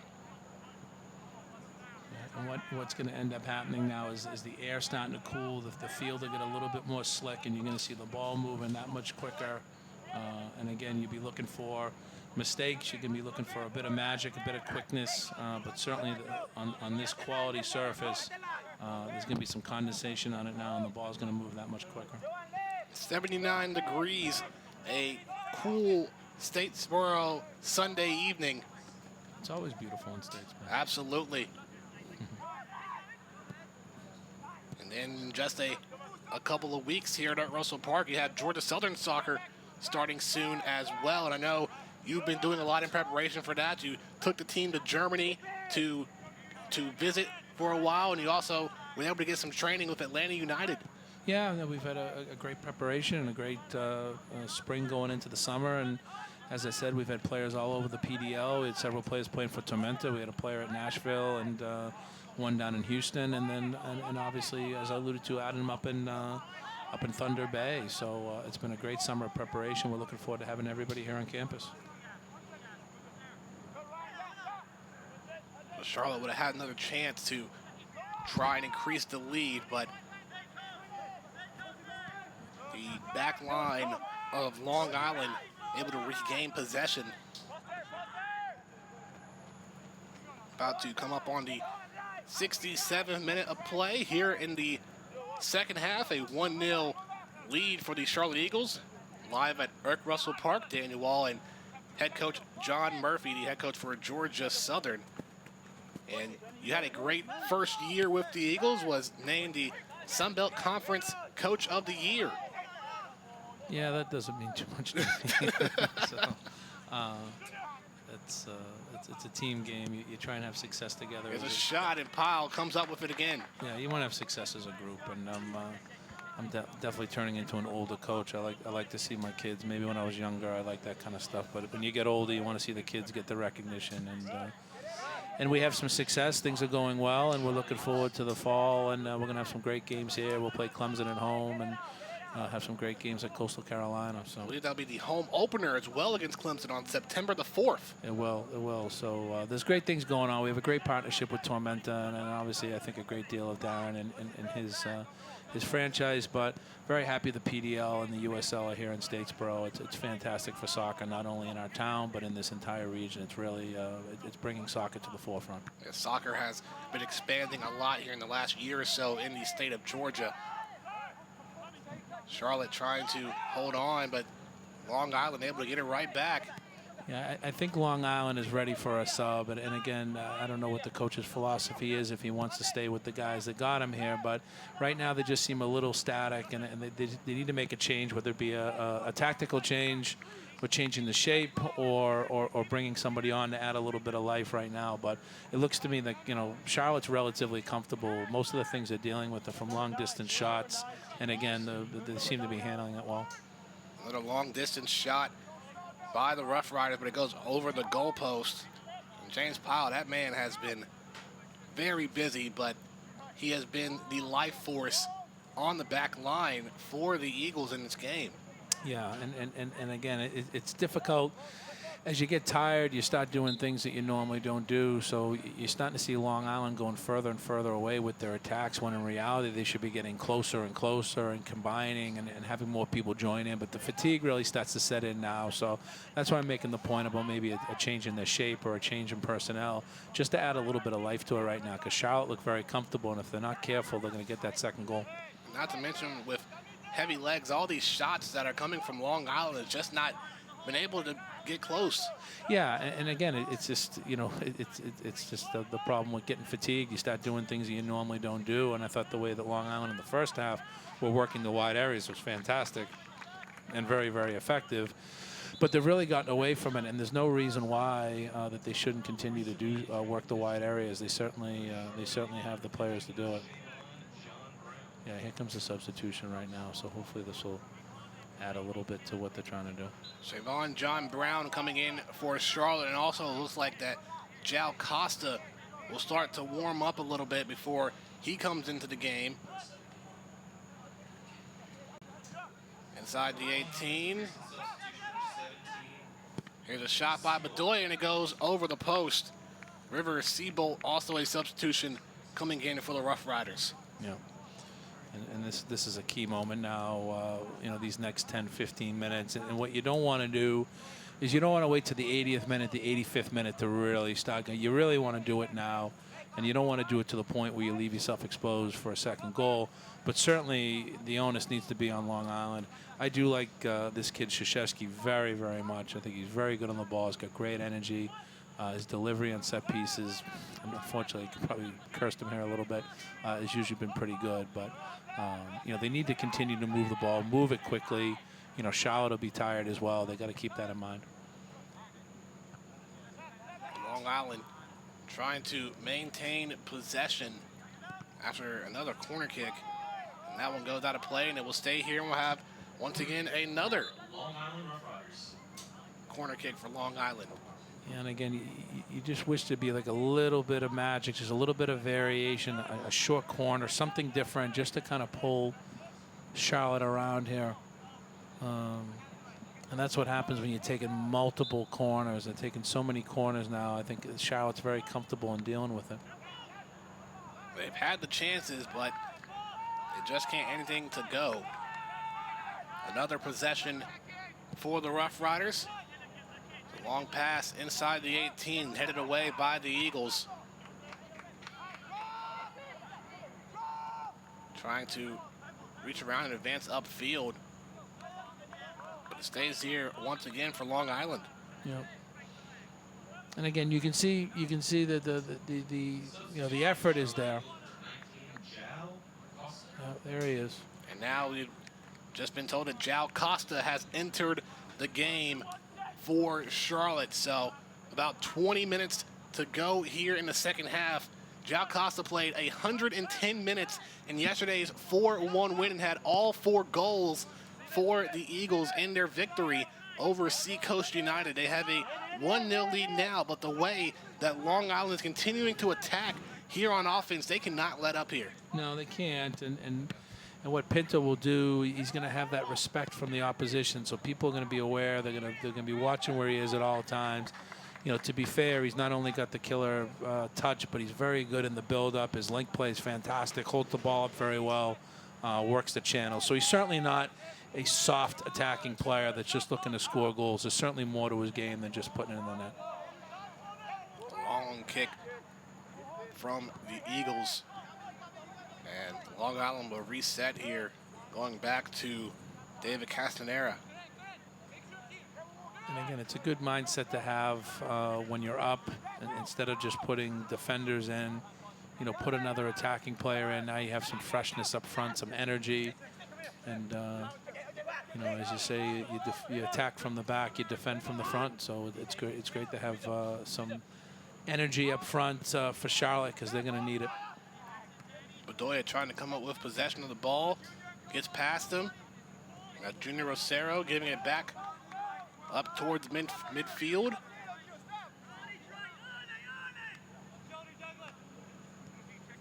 Andre Morrison giving it over. Here's a long pass, trying to get inside, trying to find Justin Carfloya, but a little short.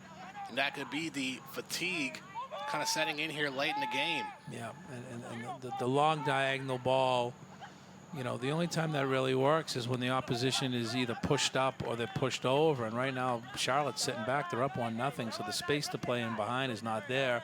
You have to play in front of them and pull them around, and then that opens up the space to be able to play. So Long Island will try again. They have had, I want to say, at least 15 chances for sure, 15 shots to try and score. But the tempo is slowed down. Sorry for interrupting. The tempo is slowed down from them, and that's the problem. So that there's chances, and certainly, you know, Piles had the ball in his hands and he's had to make saves. But the build-up has changed for them. Before they were really moving the ball smartly on angles. Now it's much slower, and you know that you're not going to break down an opponent when they're up 1-0. They're just going to sit in and they're going to wait for you. Yeah, the pace that Long Island has been going in this game has slowed down a bit. They were very aggressive in the first half. They're still getting the same looks here in the second half, but they just haven't been as quick. Especially we had the moment there for about 3 or 4 minutes where they had a slew of corner kicks and throw-ins and just wasn't able to get anything to go. Yeah, and again, there has to be some variation there. So, I mean, how do you get players to pull out of those central areas? And you have to work off of angles and try some little combinations, and that pulls people around. And if it's just going to be a direct ball, a direct throw-in, a direct kick, it's just the players see it, they sit in there and they wait for it.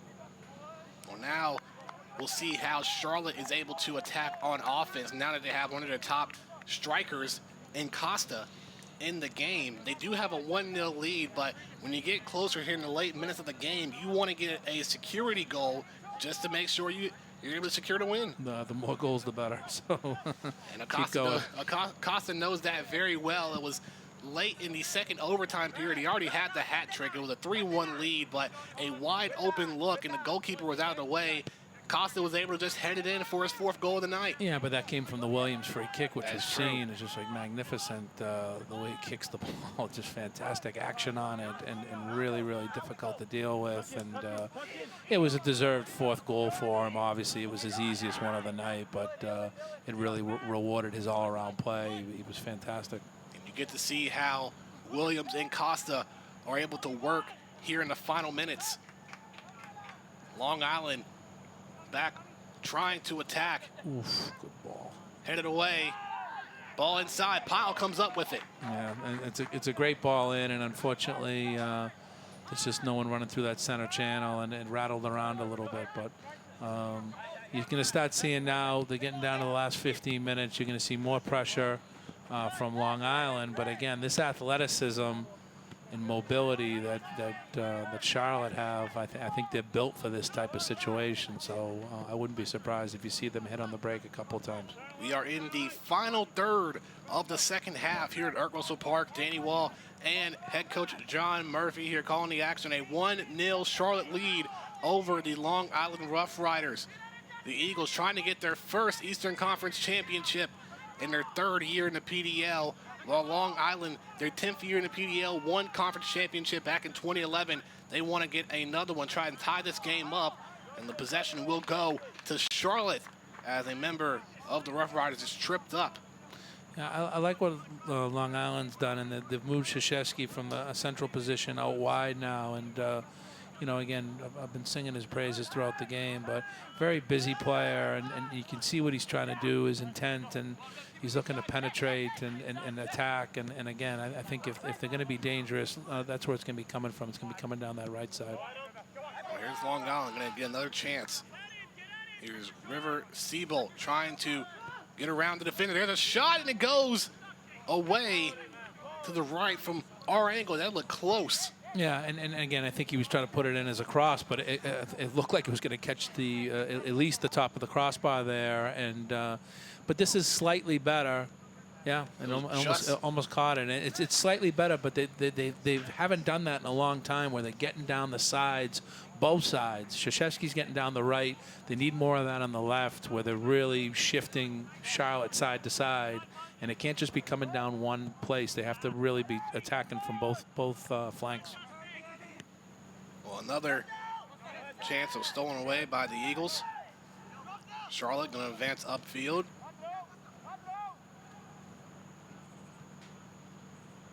Now we'll see how they will answer.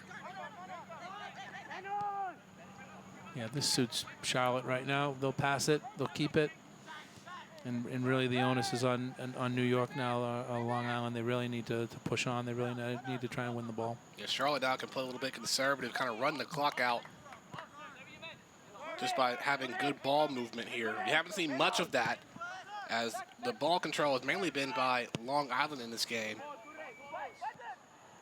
Yeah, there's a lot of responsibility when you have the ball, and certainly that's why the first goal is so important in the modern game. You really need to.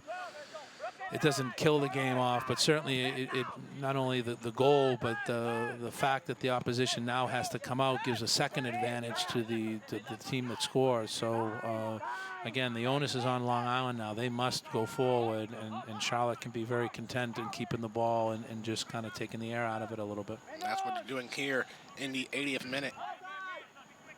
Now going back to their defense, and now kicking it back to James Pyle.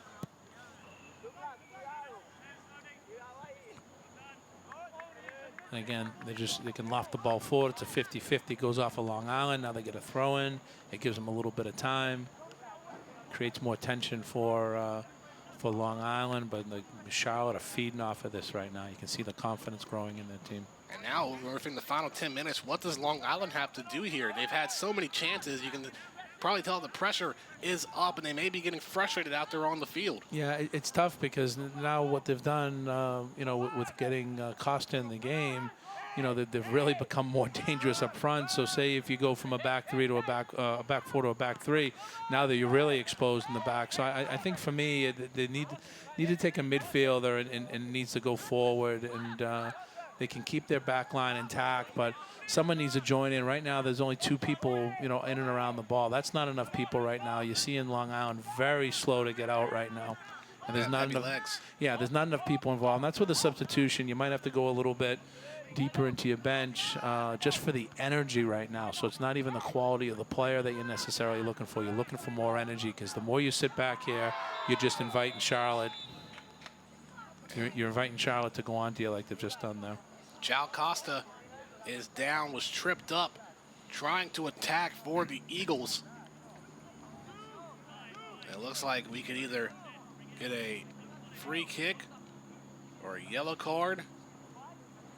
Foul's going to be on Matthew Sloan, and it will be a yellow card. I think the referees really managed this game very, very well. He's had 2 penalty calls. I mean, that's a booking all day long. So I don't know what they're complaining about. That's a free kick, and it's a yellow card anywhere. So I think the referees handled themselves. I think people are very quick to criticize referees, and I think tonight he's handled himself very, very well.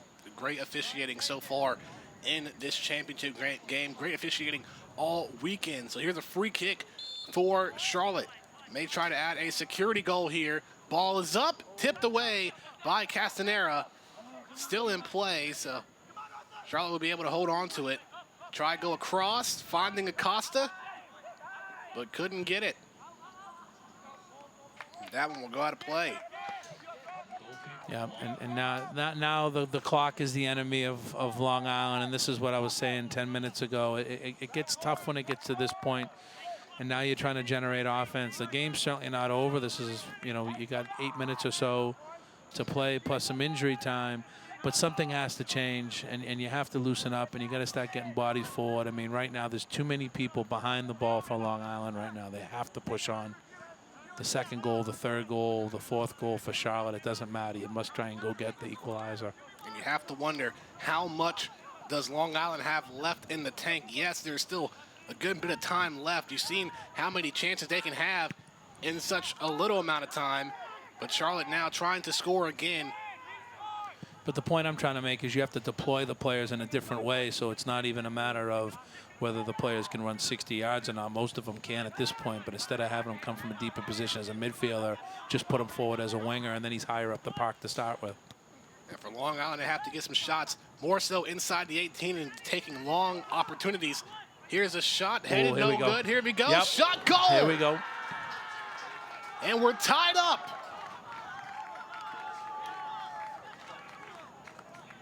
Yeah, and Krzyzewski, he has been all over the park. He's been all over the park tonight. And it's Daniel Bedoya able to get the goal and tie it up. Here's another look. Was able to get it in between the legs of the Charlotte defender. Just a great play. And a clutch moment.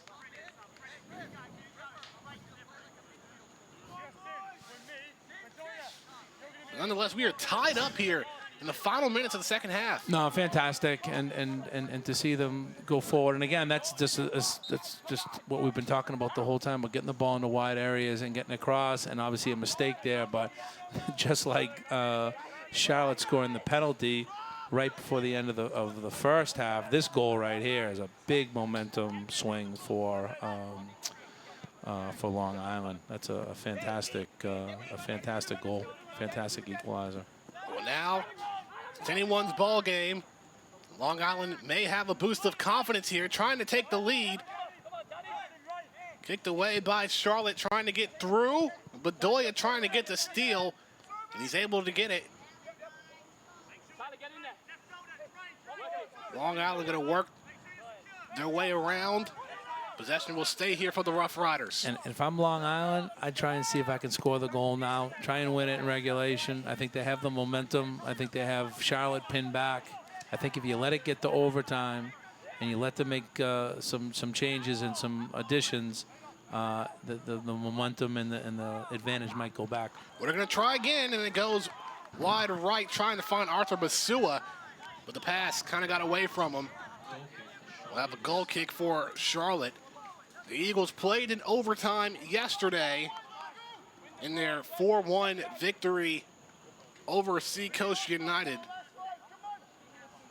Long Island didn't have to play in overtime in their semifinal game or in their playing game back on Tuesday. Yeah, and again, at this time of year, you want to play games. So I think the kids right now they'll play. They'll play all the way to the end here. Bedoya trying to go inside, the kick over the post. He did really, really well there. He tried to use the overlapping run there to try and pull the defender to a side, use him as a little bit of a screen for the goalkeeper, and just couldn't get his foot around it. But you can see what he was trying to do there. It was a nice shape on it. It was also trying to work up the middle when we've mainly seen Long Island's attack being on the outside corners. But again, you're getting the goals coming from wide areas, and again, this is what you have to do. You must work the wide areas first, and that opens up those center channels. Here's the goal kick by Pyle, getting past midfield. Long Island trying to deflect, and there is a foul And it will stay here for Long Island. That may be a mental mistake. It certainly is, and again, this is what happens late in the game. You start doing things that you normally won't do, and the defender's never winning that ball. He's on the wrong side, and this is a bad place to give up a free kick, certainly. So as we are midway through the 87th minute, Long Island may have a chance to win it here, as they're going to bring in some substitutions as well. A smart move because they want to have those fresh legs that can help you late in the situation. Here's the kick by Daniel Bedoya, headed, and it's going to be saved by Pyle. Yeah. I also think when you're making a sub at this point, you're preparing yourself. Obviously, you want to get through the rest of the game, but you're also preparing yourself for the eventuality of overtime, which, you know, I've seen goals scored later than this, but we're getting to that point now where coaches start making preparations for the extra time. Here's another look at the shot. It was like it went off the foot of one of the Charlotte defenders before Pyle was able to come up with the grab. Yeah, I mean, right now, you're putting the ball in the box, and it could go anywhere. So it's certainly a dangerous time of the game. And you're seeing now that the surface is that much quicker. It's got a little bit of condensation on it, so the ball's going to move quickly. Let's see what the Eagles can do. Jao Costa in the game. And it's a good thing he is in now, because with the eventual overtime, it would be good to have one of your top strikers out there along with Ryan Williams. Yeah, absolutely. And to be fair, he really hasn't done much since he's come on the field. But that's why I think Long Island will want to win this now, because I think that the kid is such an experienced player. He'll take that extra period break to regroup and then obviously come in very strong and very hard in the overtime period. Charlotte trying to go upfield. Crossing midfield. They want to try and end it here, too. They still have it, and a foul, and possession will stay here for Charlotte, so a quick restart. Not sure how much extra time they will have, but for Charlotte, they want to do everything they can here. Oh, certainly. I mean, both teams want to win the game. They Yeah. want to win in regulation. but the point is that you can't go and chase it. And sometimes when you have that momentum, you want to stay on that front foot, and that's what Long Island had when they had that set piece. Now you got this set piece here, and it's certainly a danger. Williams on the free kick, but a foul, and possession will go to Long Island with a quick whistle. They're going to continue play. And the ball will go straight to Pyle on the pass from Foster Apia.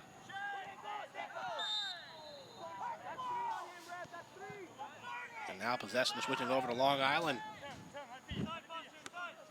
Rough Riders may have a chance. We are down to the final minutes of the second half, tied at 1-1. Good run. Bedoya trying to get through, loses it. Charlotte getting it right back. First goal scored by Ryan Williams in stoppage time in the first half on a penalty kick. Second goal by Daniel Bedoya in the 83rd minute for Long Island. And now we can go either way. The long kick by Andre Morrison trying to find Bedoya, but it goes off him a little bit too hard. So it'll be 2 minutes of stoppage time, not that long of time to play here. Yeah. And again, I think the referee's spot on there. That's a cynical pull at the shirt and a booking. And these bookings are all going to add up. So you don't want to see it. But, you know, if we go to extra time, there's going to be a great chance that somebody's going to put themselves in a situation where they're going to get into where they might get into a second yellow card situation, then obviously expulsion. So that's why it's so important to work these wide areas, particularly in the overtime period, play for set pieces. And, you know, it just creates problems for the opposition, because you're going to have defenders that are isolated and prone to foul. Charlotte now working across the back line. May try and strategically set something up here in the final minutes. Long kick, trying to find a man on the near side. That is Mwape. He's able to get around. Oh, excellent. Good break. Dancing around, trying to go inside the kick by Acosta. And it goes over. That was excellent. Really great wide play there. And that's exactly what we're talking about.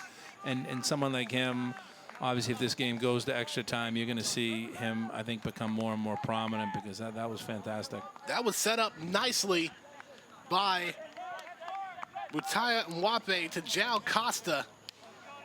And Costa just a little bit too high on the shot. You'd bet money on him to score because the way, obviously he's looked all weekend. But that was a fantastic chance for Charlotte. They may go back and rue that miss because that's a great chance so late in the game. Well, it is the end of regulation, so the championship will be decided in overtime. We will take a quick break, and we'll be right back for the start of overtime. 1-1 between the Charlotte Eagles and the Long Island Rough Riders.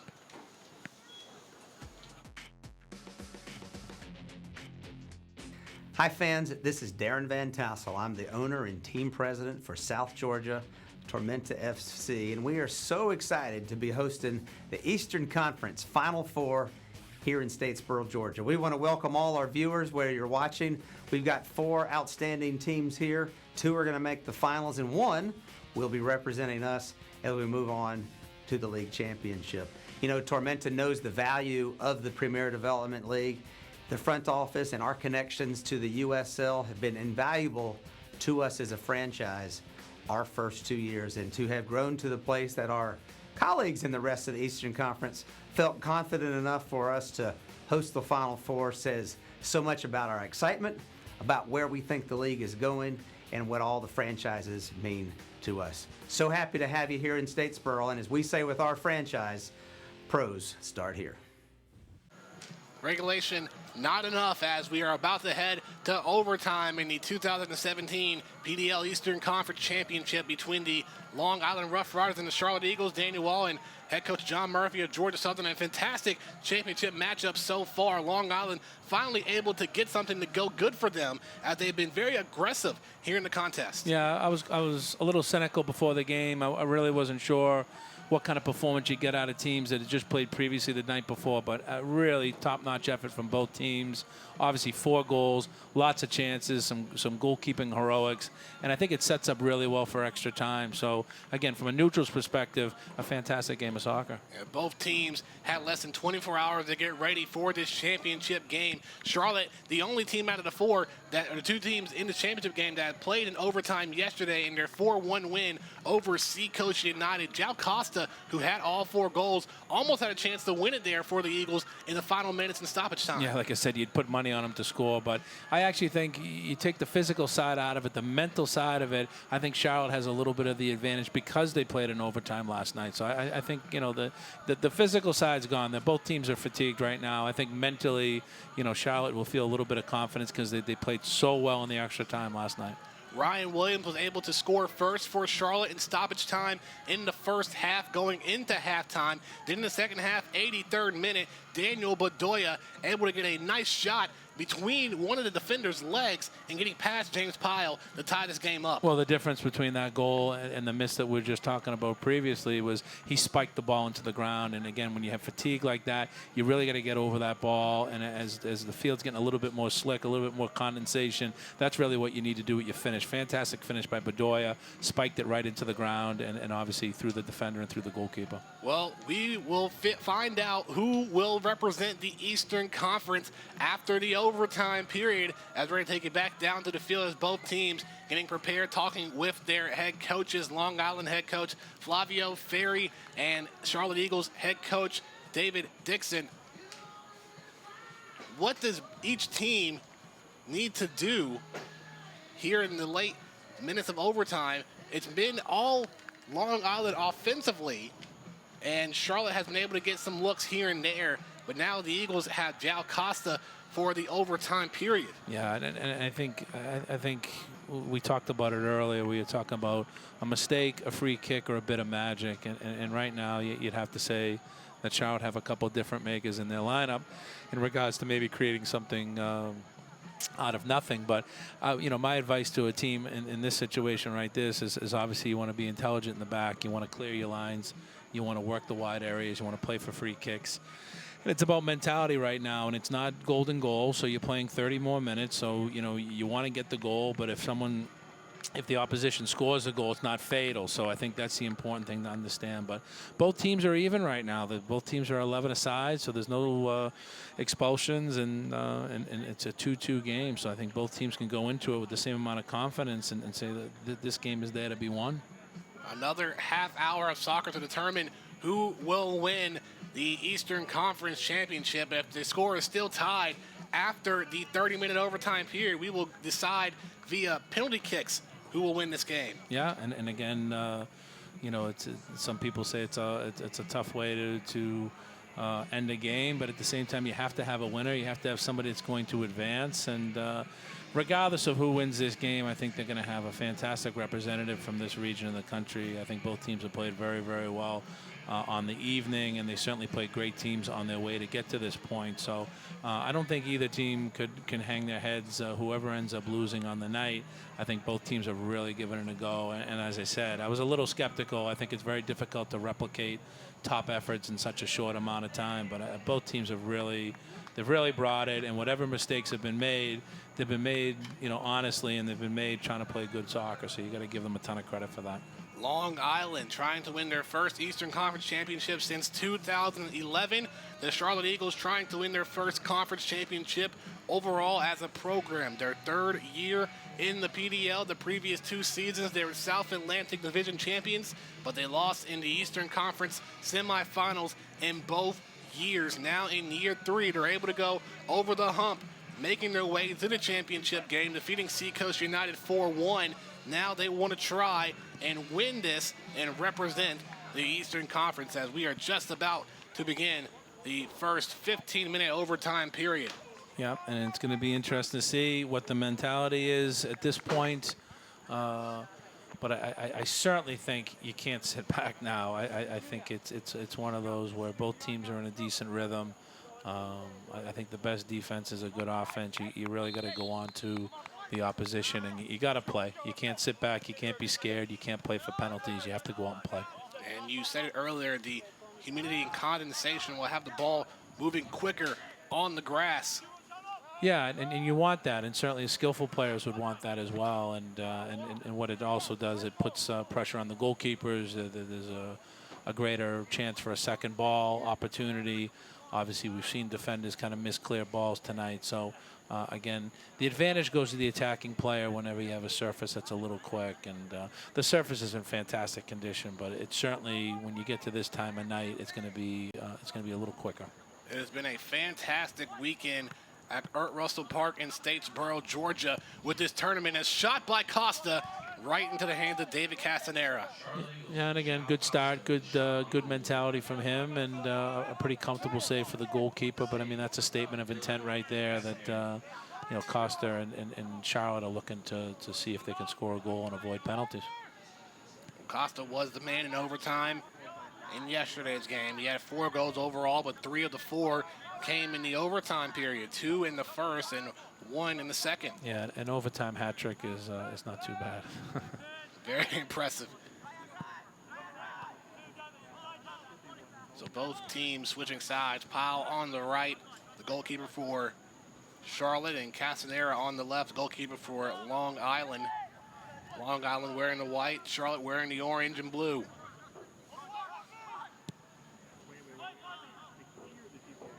So here's a look for the Rough Riders trying to get through, but a nice stop by the Eagles, taking the ball out of harm's way. Yeah, and even that case right there, earlier in the night, that ball runs, the defender lets it run to his safe side and he can play it, but it's got a little bit more quickness on it and a little bit more movement on it, and it kind of ran away from him there and he had to hoof it away. So I think you're going to see more and more of that, particularly with the tired legs. The throw in by Matthew Sloan.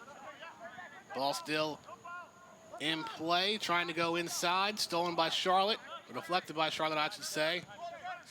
And now the Eagles trying to advance up the field. You have to wonder if Long Island will keep that same intensity that they've had the entire game here late in overtime.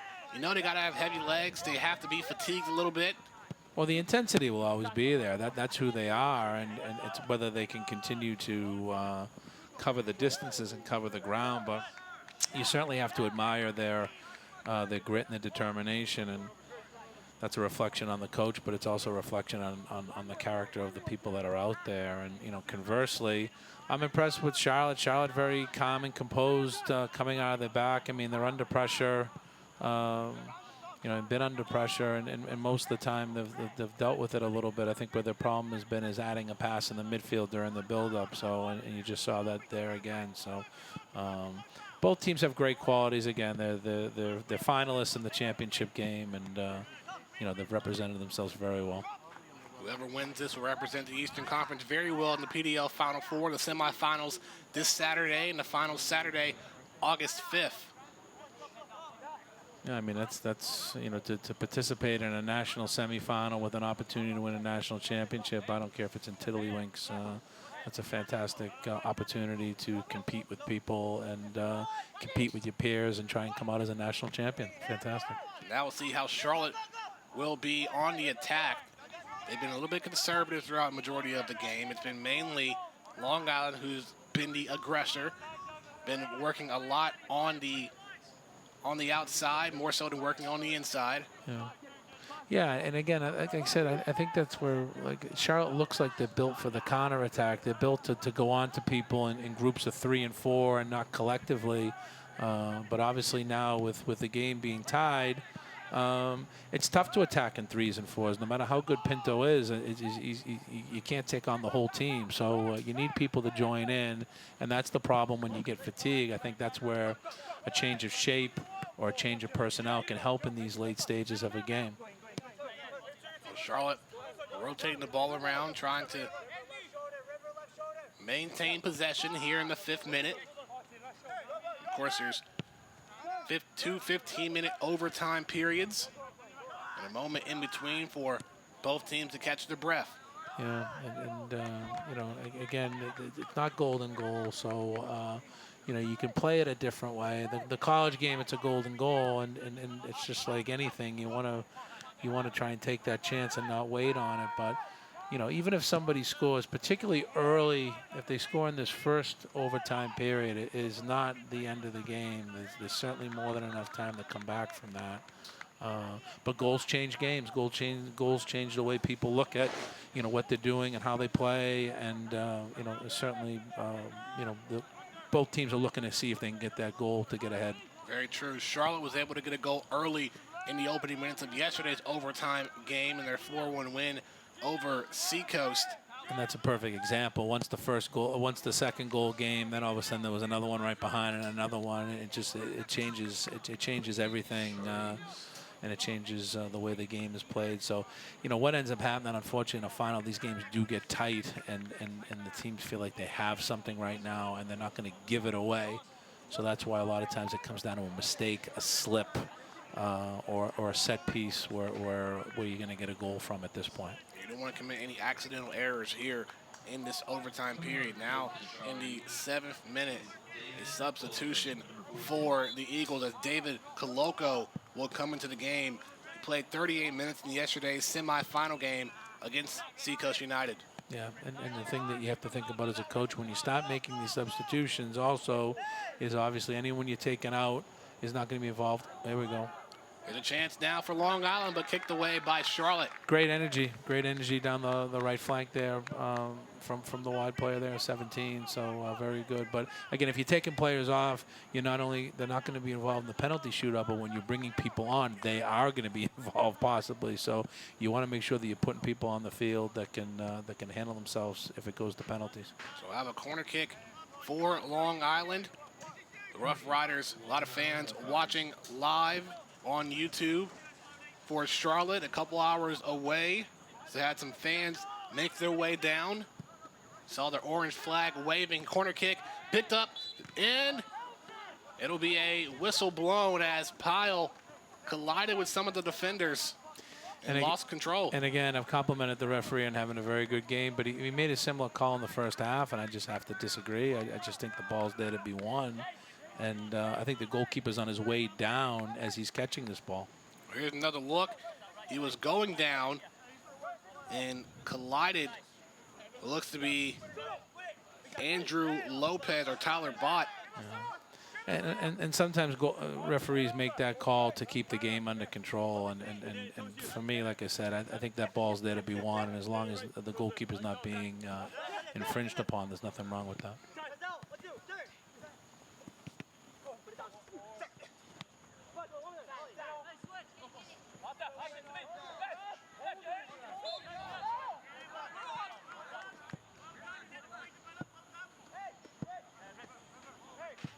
Now in the 9th minute, it looks like Long Island will have possession here, a free kick. And again, at this point, it takes a lot for people to run and get ahead. But can we do something different? You know, can someone just run along the line? Can someone just join in? Just something different, because everyone's sitting in there waiting on the ball. And again, a chance can come from it. But Charlotte has dealt with most of these consistently. That's better there. Even Ford just trying to run over the ball a little bit just to get people moving. Here's the kick inside. Pyle able to get through the fray. Very good, very good. Make a great save. Yeah, and again, I don't even know if that comes up in the scorebook as a save. But again, in my term, I call that collecting. So you're collecting the ball, and again, he shows fantastic range, and he had one in the first half as well, just coming off his line. So very, very quick and very athletic. Possession will go back to the Rough Riders, as you have to give them a lot of credit here, keeping up with the same intensity late in the game, still having the opportunity for multiple shots here in overtime. No, they play the whole season this way, I would imagine. So you just end up, you know, when you get to these types of situations, if you're going to lose, you want to lose playing the way that you've played all year. You don't want to go down. You don't want to go down trying to be something that you're not. Inside, Pyle able to cover it. Another great stop.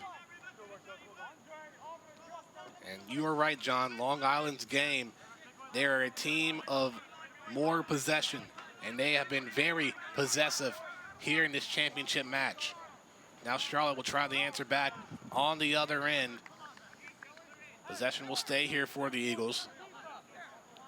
Yeah, I'm watching this game, and I just feel there's a goal in overtime. And whether it gets to penalties or not, I really do feel like there's a goal here. So I've seen teams play for penalties, and both teams, to be fair, have been very good about how they played throughout the game. But even here in the overtime, no one's sitting back, and that's the great thing about young players. They're not as cynical. They're very positive. They want to go and win the game, and it's a great spectacle for the people that are watching either live or they're watching the telecast here. You want to see both teams go at each other.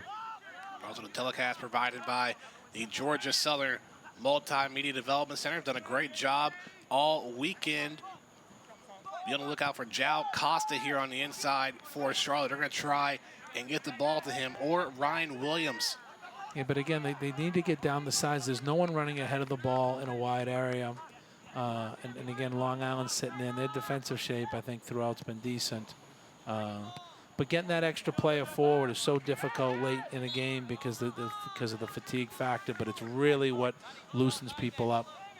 If you're not getting people beyond the rank of play, it's just easier to see what's going to happen next. Possession will stay with the Eagles after a collision between players, one from Charlotte and one from Seacoast. They collided with Mutai Mwape. Williams on the free kick. Be headed away. Charlotte will hang on to it. A long pass across field. And that would roll out of bounds, and it will stay with Charlotte.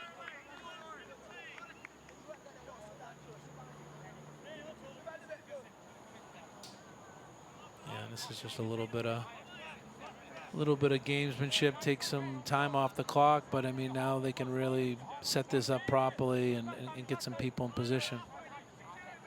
Only one team can advance to the PDL Final Four, represent the Eastern Conference. Pass trying to go into Costa, but too hard of a pass. Yeah, I think he's a little tired there. Yeah, heavy legs. Definitely on both teams. Yeah, and it's too bad because they had the throw in and they had Costa coming kind of off the end line a little bit. And I think that's a good starting point just to get a platform to get a decent ball into the box. And obviously that was a very tired effort there. So again, all the mistakes being made here, being made very, very honestly from both teams. And like I said, that has to be admired. So the pass up by David Coloco.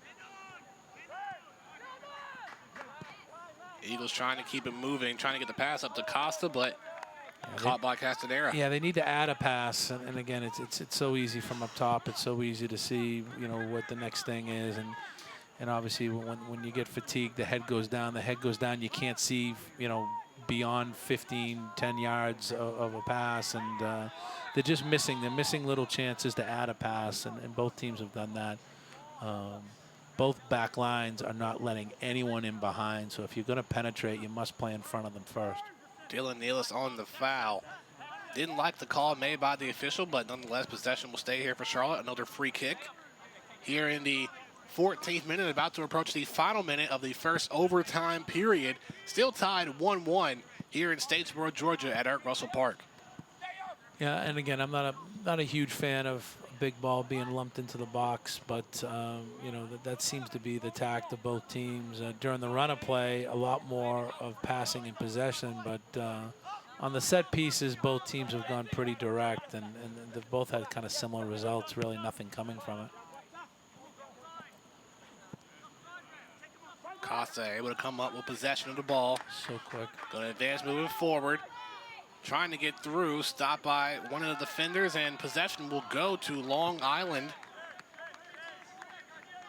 Yeah, Costa seems like the kind of player, he wants to win at regulation. He's a very, and during the extra time, he's an experienced player. He understands that, you know, penalty kicks it's a lottery. So, you know, you're going to see, you're certainly going to see him in the last 15 push to try and get the goal.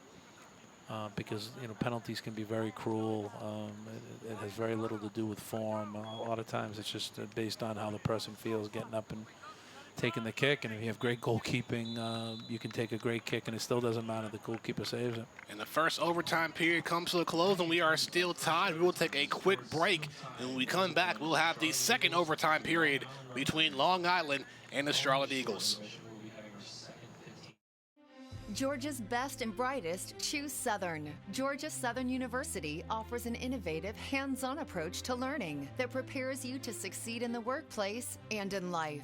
Whether our students go on to become a Georgia Teacher of the Year, work as a Disney Imagineer, or conduct groundbreaking coastal research, Georgia Southern is the right choice. Choose Southern at georgiasouthern.edu.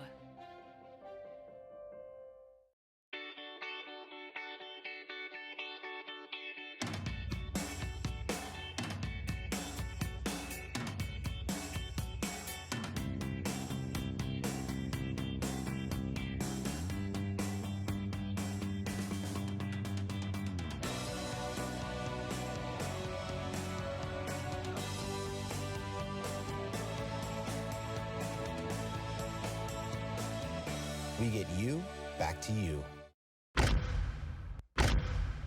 Here we go. The storm is coming. Tormenta attacking. Tormenta aggressive that time defensively, and it pays off. Up in the air, shot taken, deflected, and just to the right. Good chance, and it's an early goal. He puts this one in a good spot, and it's a goal. Welcome to South Georgia. The rebound is up and good for Tormenta. Tormenta is here. I'm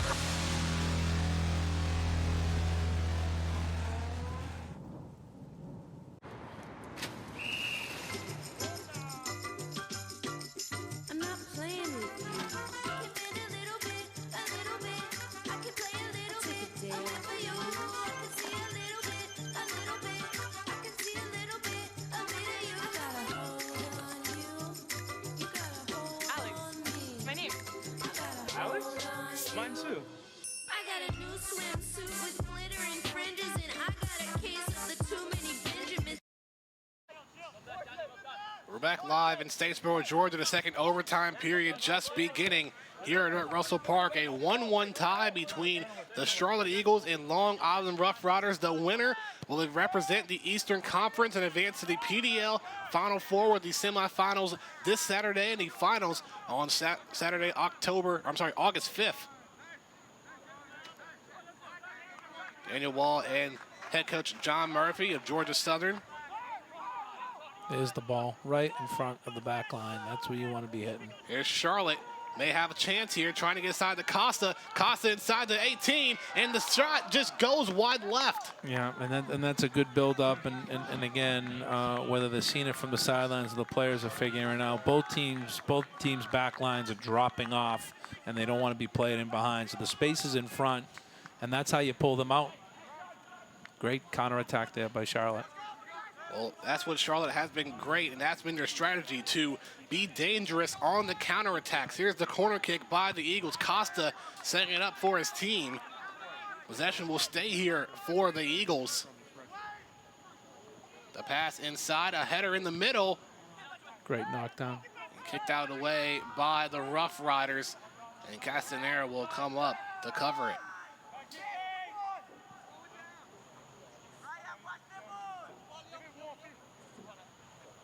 For a moment there, Charlotte had a great look here to start the second overtime period. And if we are still tied following the end of this overtime period, the winner will be decided by penalty kicks. Yeah, and again, the fact that we're even talking about it at this point of the game, shows that it's anyone's game to win at this point. Charlotte thought they were able to get their way in. They scored the first goal in stoppage time of the first half by Ryan Williams, but in the 83rd minute, Daniel Bedoya for the Rough Riders was able to tie it up. Yeah, and for the whole run of play, I think it was a fair result to get into the overtime tied. I mean, both teams have really gone at each other, and it's quite even. Now Long Island will have an opportunity. And again, they're sitting in there. There just needs to be a little combination play in wide areas to pull people around, or combination play and penetration in front of these lines of midfielders and defenders. Here comes Charlotte. Yeah, there we go. Trying to answer back. Here's Matai Bwape, and he goes down. No whistle. Oh, it's a great recovery by Nealis. Very, very good. A little bit of a shoulder to knock him off the ball, but certainly not a foul. You can tell that Nealis will have the height advantage against Mwape. Yeah, but Mwape's got the pace for sure, and that's what you have to do. You have to break a guy's run who's a little bit quicker than you. He used his body very well. Carfoy on the inside, ball knocked away by Charlotte. Costa coming up, regaining possession for the Eagles, and look at him go. Yeah, outstanding. He's got the fresh legs, didn't come into the game until late in the second half. He's going to try and take it all the way, and that ball will be taken out of bounds, and it will stay here for the Eagles. Last touch by the Rough Riders. Yeah, and that's what I was saying in the first period. He's smart enough to know that you don't want it to go to penalties. You want to try and win it while you can during the run of play, and you just saw that burst from him there, and that's exceptional. Great turn of pace and composure with the ball, running at top speed. Player down for Long Island. You can tell fatigue setting in, and people might be cramping here late. I'm surprised it hasn't happened more, because it happened quite a bit last night. Absolutely. And again, like the mental fortitude of the players is really, really impressive to match the physical output that they've put in, because it happened quite a bit last night, and I was expecting it to happen today. Today was very, very hot. We just wrapped up a camp during the day, and I thought it was going to be very, very uncomfortable. But tonight's been fantastic. The heat is definitely broken, and but despite that, the play in such a short amount of time, the players all deserve great credit. So Andre Morrison will head to the side and be checked out by one of the trainers. You're absolutely right. You had a lot of players go down with cramps late in the game between Charlotte and Seacoast United. Even from Jao Costa, after he scored his third goal, he went down and was holding his leg. You could tell that it was exhausting the way he's been giving so much energy in that matchup, and he's trying to do the same here in the championship game tonight. They're going to feel it in the hotel tonight afterwards, both teams. Charlotte still with it, trying to work their way inside the middle. Now going to the outside. There's the space there. That's what you got to attack. Wape loses it. But Charlotte almost able to get it back, but the Rough Riders will stick with it. And again, the Rough Riders right now, only one player ahead of the ball and everybody else behind the ball. And that is a huge, huge issue right now. There's an opening, and that goes right out of play. Wape trying to chase it down and keep it in bounds. It will be a goal kick for Long Island. And some of the members of the Eagles, one being Jovan Petrovic, not happy with the call. Yeah, I think they thought that it might have touched somebody on the way through. But again, Long Island is playing with fire here. They're really sitting back, and they're not having people join in the attack, and only one or two people going forward. And what's going to end up happening, you lose the ball, and now it becomes waves of attack where Charlotte just start coming onto you and onto you, and it becomes a matter of time before a great chance is created. So they have to be very careful.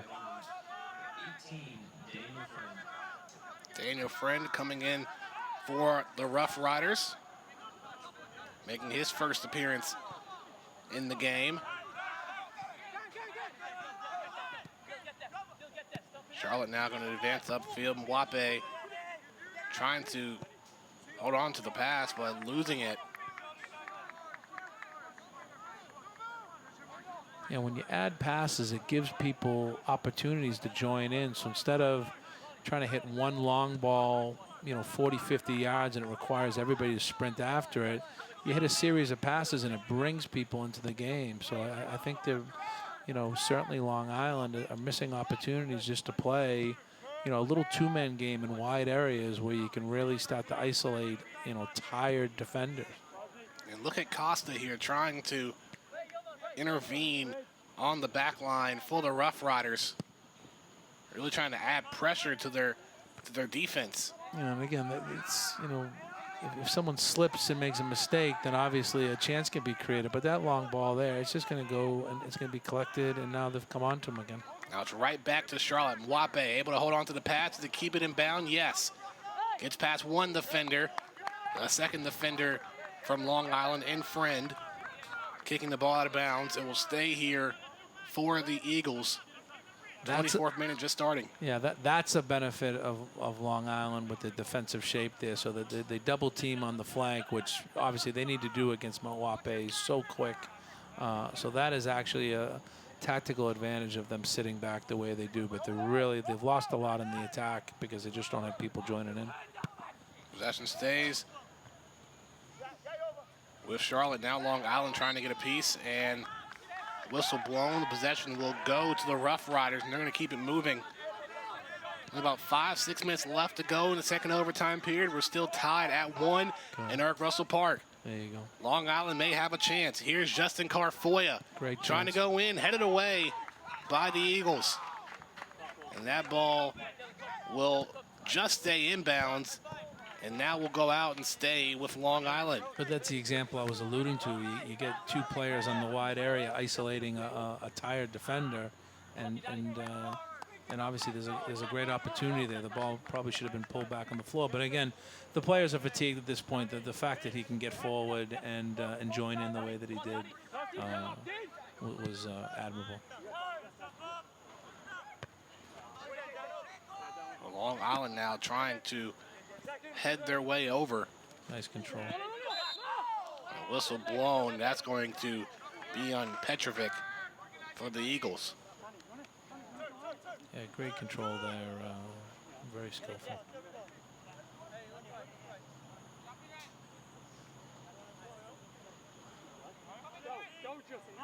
So it'll be a free kick. Here in the 25th minute. We're still tied. We'll go with the penalty kicks. Here's Dylan Nealis for Long Island. It's a long opportunity. Instead, they'll keep it low. This is better. Again, it's just something different. Bedoya going up the middle. Pyle able to save it. I think if he kept it going just one more, I think that they really had the shape shifted over. But again, just something different that they haven't seen, and that's when mistakes occur. They wanted to go differently. They tried to work their way in the middle. Yeah, and I think if he switched it out, and again, Bedoya's been fantastic. And if he's not the player of the game, he's one of the top 3 or 4 players tonight. He's been very, very good. And you want your top guys to try and make that pass. But I think if they kept it going, they might have been able to change the angle and get more people involved. But now Charlotte trying to attack here. Trying to get a pass inside, deflected by Long Island. It will stay with the Eagles. I'd say at this point now, you're going to see teams really settling in, and it's going to be a mistake now or a set piece for a goal. The teams are going to be playing it very, very tight here. We have a player down for Long Island. It may be cramps. We've seen Andre Morrison go down. And now we have another Rough Rider getting attention from the trainer. Good time for a couple players to get some water because these final 4 or 5 minutes will be crucial. Yeah, and from a coach's perspective, what you're starting to do now is you're starting to put together an idea of who you think is going to be taking your penalties. And that's the hard thing about when you get to this point in the game. You have to concentrate on what's going on, but at the same time, too, you have to prepare. I think the amount of time that you have in between the end of overtime and penalties is too short. And you need to obviously calibrate who's in the game. You might have one of your best penalty takers that has already been subbed out. So you have to prepare for these things. Charlotte trying to work their way inside. Goes back to Curran Page. Page inside to Coloco. Coloco trying to get another pass inside, but just stolen away by Justin Carfoya of Long Island. And now here comes River Siebold trying to advance, but smart move by Charlotte, kicking it back. But Pyle now has to make his way back over to the goalpost. Yeah. And again, you're starting to see it now. Tired bodies, tired minds. Another substitution for Charlotte. Finishes the game, or I believe that was Matthew Sloan who was taken out for cramps, and they didn't put any substitutions, so he just runs his way back over. That's it. They gotta hurry. All hands on deck. Stay here for the Rough Riders. They're gonna set up a man on the far side. There's a shot, but it's covered and caught by Pyle. He has been fantastic in this game.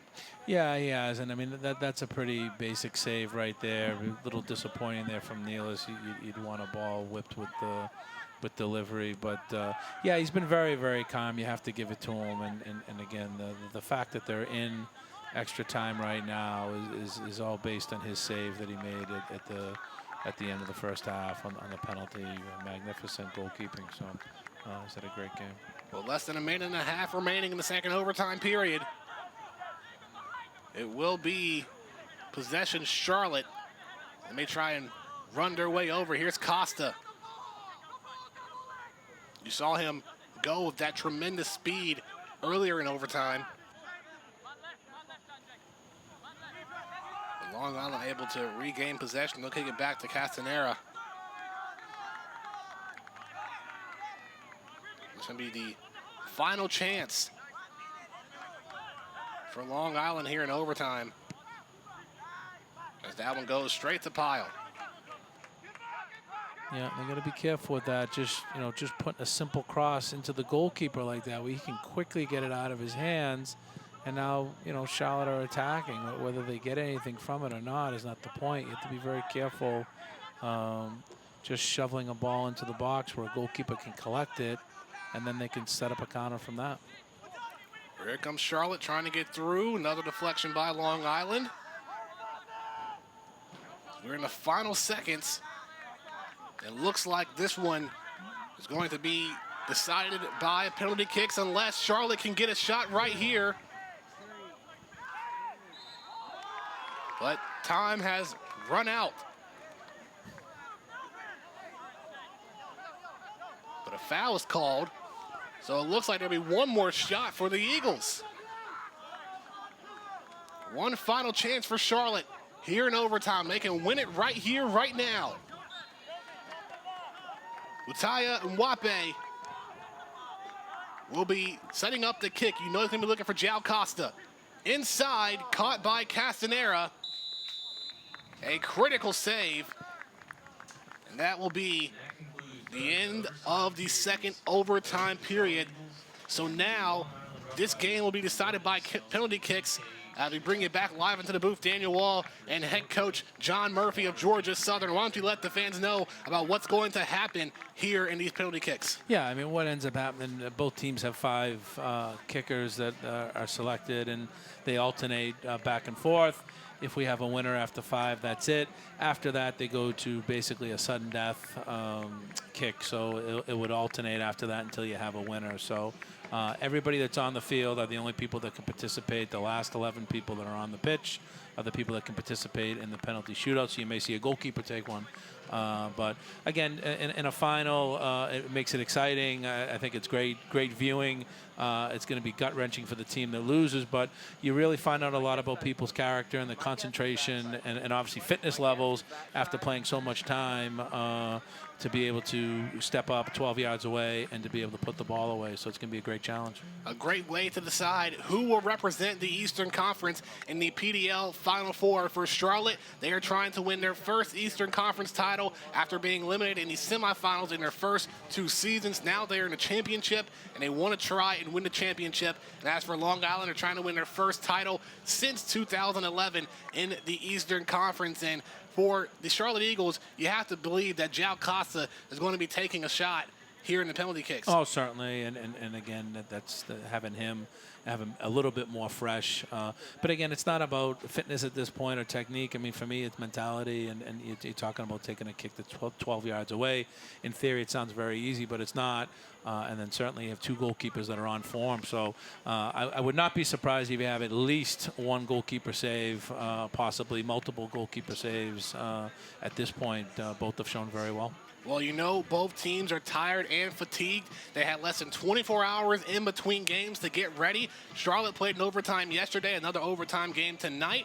Long Island, their first overtime game this weekend. So you know, both teams are very tired, heavy legs. So it'll be interesting to see who will set up these penalty kicks and who will be able to come through and be named the 2017 Eastern Conference Championships.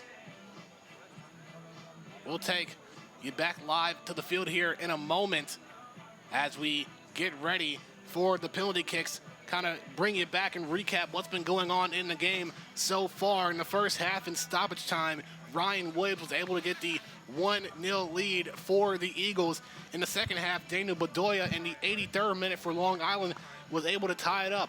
We've seen great opportunities back and forth from both teams in the 2 overtime periods, and now it will be decided in the penalty kicks. Best out of 5. Whoever has the most goals out of 5 attempts will be named the 2017 Eastern Conference champions. Yeah, and there's not a lot to talk about at this point. I think you have to trust your players as a coach. I don't think you can coach penalties. You're hoping that one of your goalkeeper saves at least one of them. You know, you tell your kids to pick a spot, be brave, be confident, and you know, don't change your mind. I mean, you really got to go up there and pick your spot. And again, at this point, you know, you've seen, you know, players like Baggio missing the World Cup final with tired legs. So it's no disgrace at this point for a young player to miss or have a penalty save. But obviously, you know, they'd be gutted if they're on the wrong side of this result right now. So I think you're going to see, you know, top concentration from these kids and hopefully top output. What a marvelous opportunity for these young men before they have to go back to play at their collegiate schools. A chance to win the Eastern Conference Championship here in penalty kicks, and it will start with the Charlotte Eagles, and they're going with Ryan Williams, the man who scored the first goal for the Eagles in this game. Yeah, and that's a difficult thing to do, is score 2 penalties in one game. So it's you know, as well as he took his first penalty, now it's a little bit of cat and mouse. Does he go the same way? Does he change up? Does the goalkeeper change his tact? So it's a battle of nerves there. Going up against the goalkeeper, David Castanera for Long Island. Ryan Williams goes to school at John Brown University from Milani, Hawaii.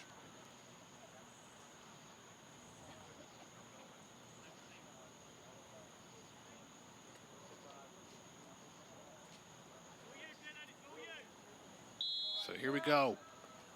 The first shot from Williams, and he gets it. For me, you know, everyone's been talking about Costa, but for me, the kid Williams over the 2 games has been the kid that's really impressed me. His overall play and his work rate, and just took his penalty there. Fantastic, great strike. A great shot there by Williams, and now James Pyle will get himself set, getting ready for Long Island. James Pyle has done a marvelous job here in this game so far. It looks like it'll be Dylan Nealis who will take the first shot for the Rough Riders. Like actually Daniel Begoya, I'm sorry. So Begoya will go for the shot. It is good. So both teams able to strike on their first attempt. Yeah, and again, good pen. Gives a little body shape before he strikes it. Get the goalkeeper down. Just slot it to the other side. Very calm. So 1 each. Each team now with 4 attempts. And the goalkeeper there trying to play a little gamesmanship. And again, the referee, very strong. Didn't let him do it. The referee handled that very well. So now, here comes Charlotte with their second attempt. There's a shot, and that one's good. And again, at this point, you know, you talk about the field players having tired legs. The goalkeepers have tired legs as well. So you're really looking to hit side panel. If you're hitting side panel on these shots, you know, very difficult for the goalkeeper to get across.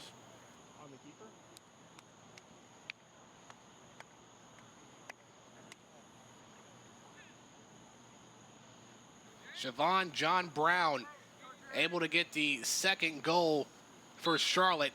Now here comes Long Island with their second attempt. The kick, and that one is off. Great defense by Pyle. Yeah, I think he knocked it wide, obviously, but the goalkeeper diving the right way, it does have the correct way. It does have a split-second effect on the confidence of the shooter. He can sense where the goalkeeper's going, and maybe just try to put it a little beyond him.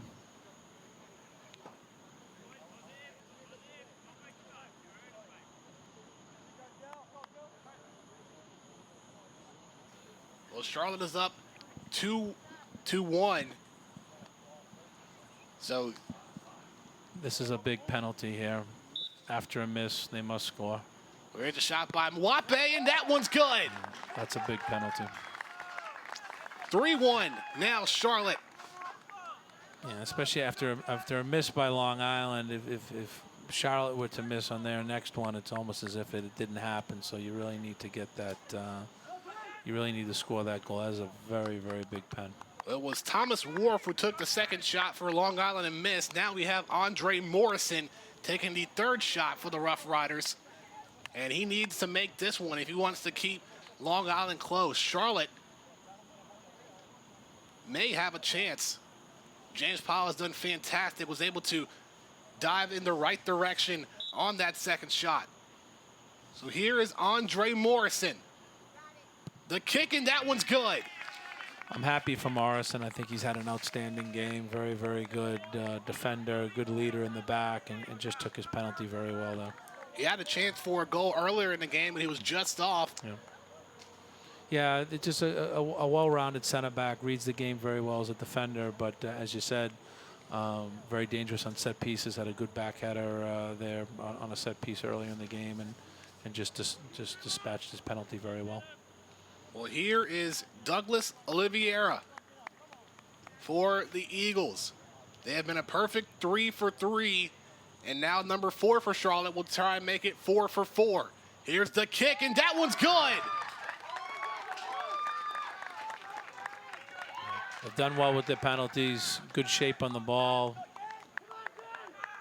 Obviously got the goalkeeper down to one side and just put it very calmly over to the other side, so he did very well. So here is the 4th shot for Long Island. If they miss here, Charlotte will be the Eastern Conference champions. Here's the kick, and it's blocked, and that's it. The Charlotte Eagles are the 2017 PDL Eastern Conference champions and will advance to the PDL Final Four this weekend. They finally do it in their 3rd year in the PDL. They were eliminated in the semifinals in their first 2 seasons. Now the 3rd time to charm, and they leave Statesboro, Georgia as the champions. Yeah, well deserved, and over the 2 games really showed their quality. Disappointed for Long Island on a personal level. I thought they gave a great effort, and certainly over the 2 games. And for them to lose in that manner is kind of tough to take. But certainly Charlotte's a worthy champion, and I would think they'd do very, very well at the national level at the semifinals. They had to win their final 3 games of the regular season to advance to the playoffs. They defeat Seacoast United 4-1 in overtime. They go to penalty kicks here in the championship against the Rough Riders, and they're able to win it 4-2. Ryan Williams, Siobhan John Brown, Mutai Mwape, and Douglas Oliveira all being perfect on their attempts. And for the Long Island Rough Riders, it was a great season for them. You can't take anything away from them. They did great to be here. They went all the way down to the wire here in this championship match. Oh, certainly not. And what ends up happening when you get a little bit of perspective, a little bit of time away from the defeat's going to hurt right now. But, you know, in the next couple of weeks, they're going to sit back and they're going to look at what they accomplished. And they have nothing to be ashamed of. I think the style of play, they were very well coached, very disciplined. And they would have been just as worthy of a championship as Charlotte was. Well, it has been a fantastic weekend in Statesboro, Georgia at Irk Russell Park. From John Murphy and the rest of the Georgia Southern Multimedia Development Center, I am Daniel Wall. The Charlotte Eagles are the 2017 PDL Eastern Conference champions.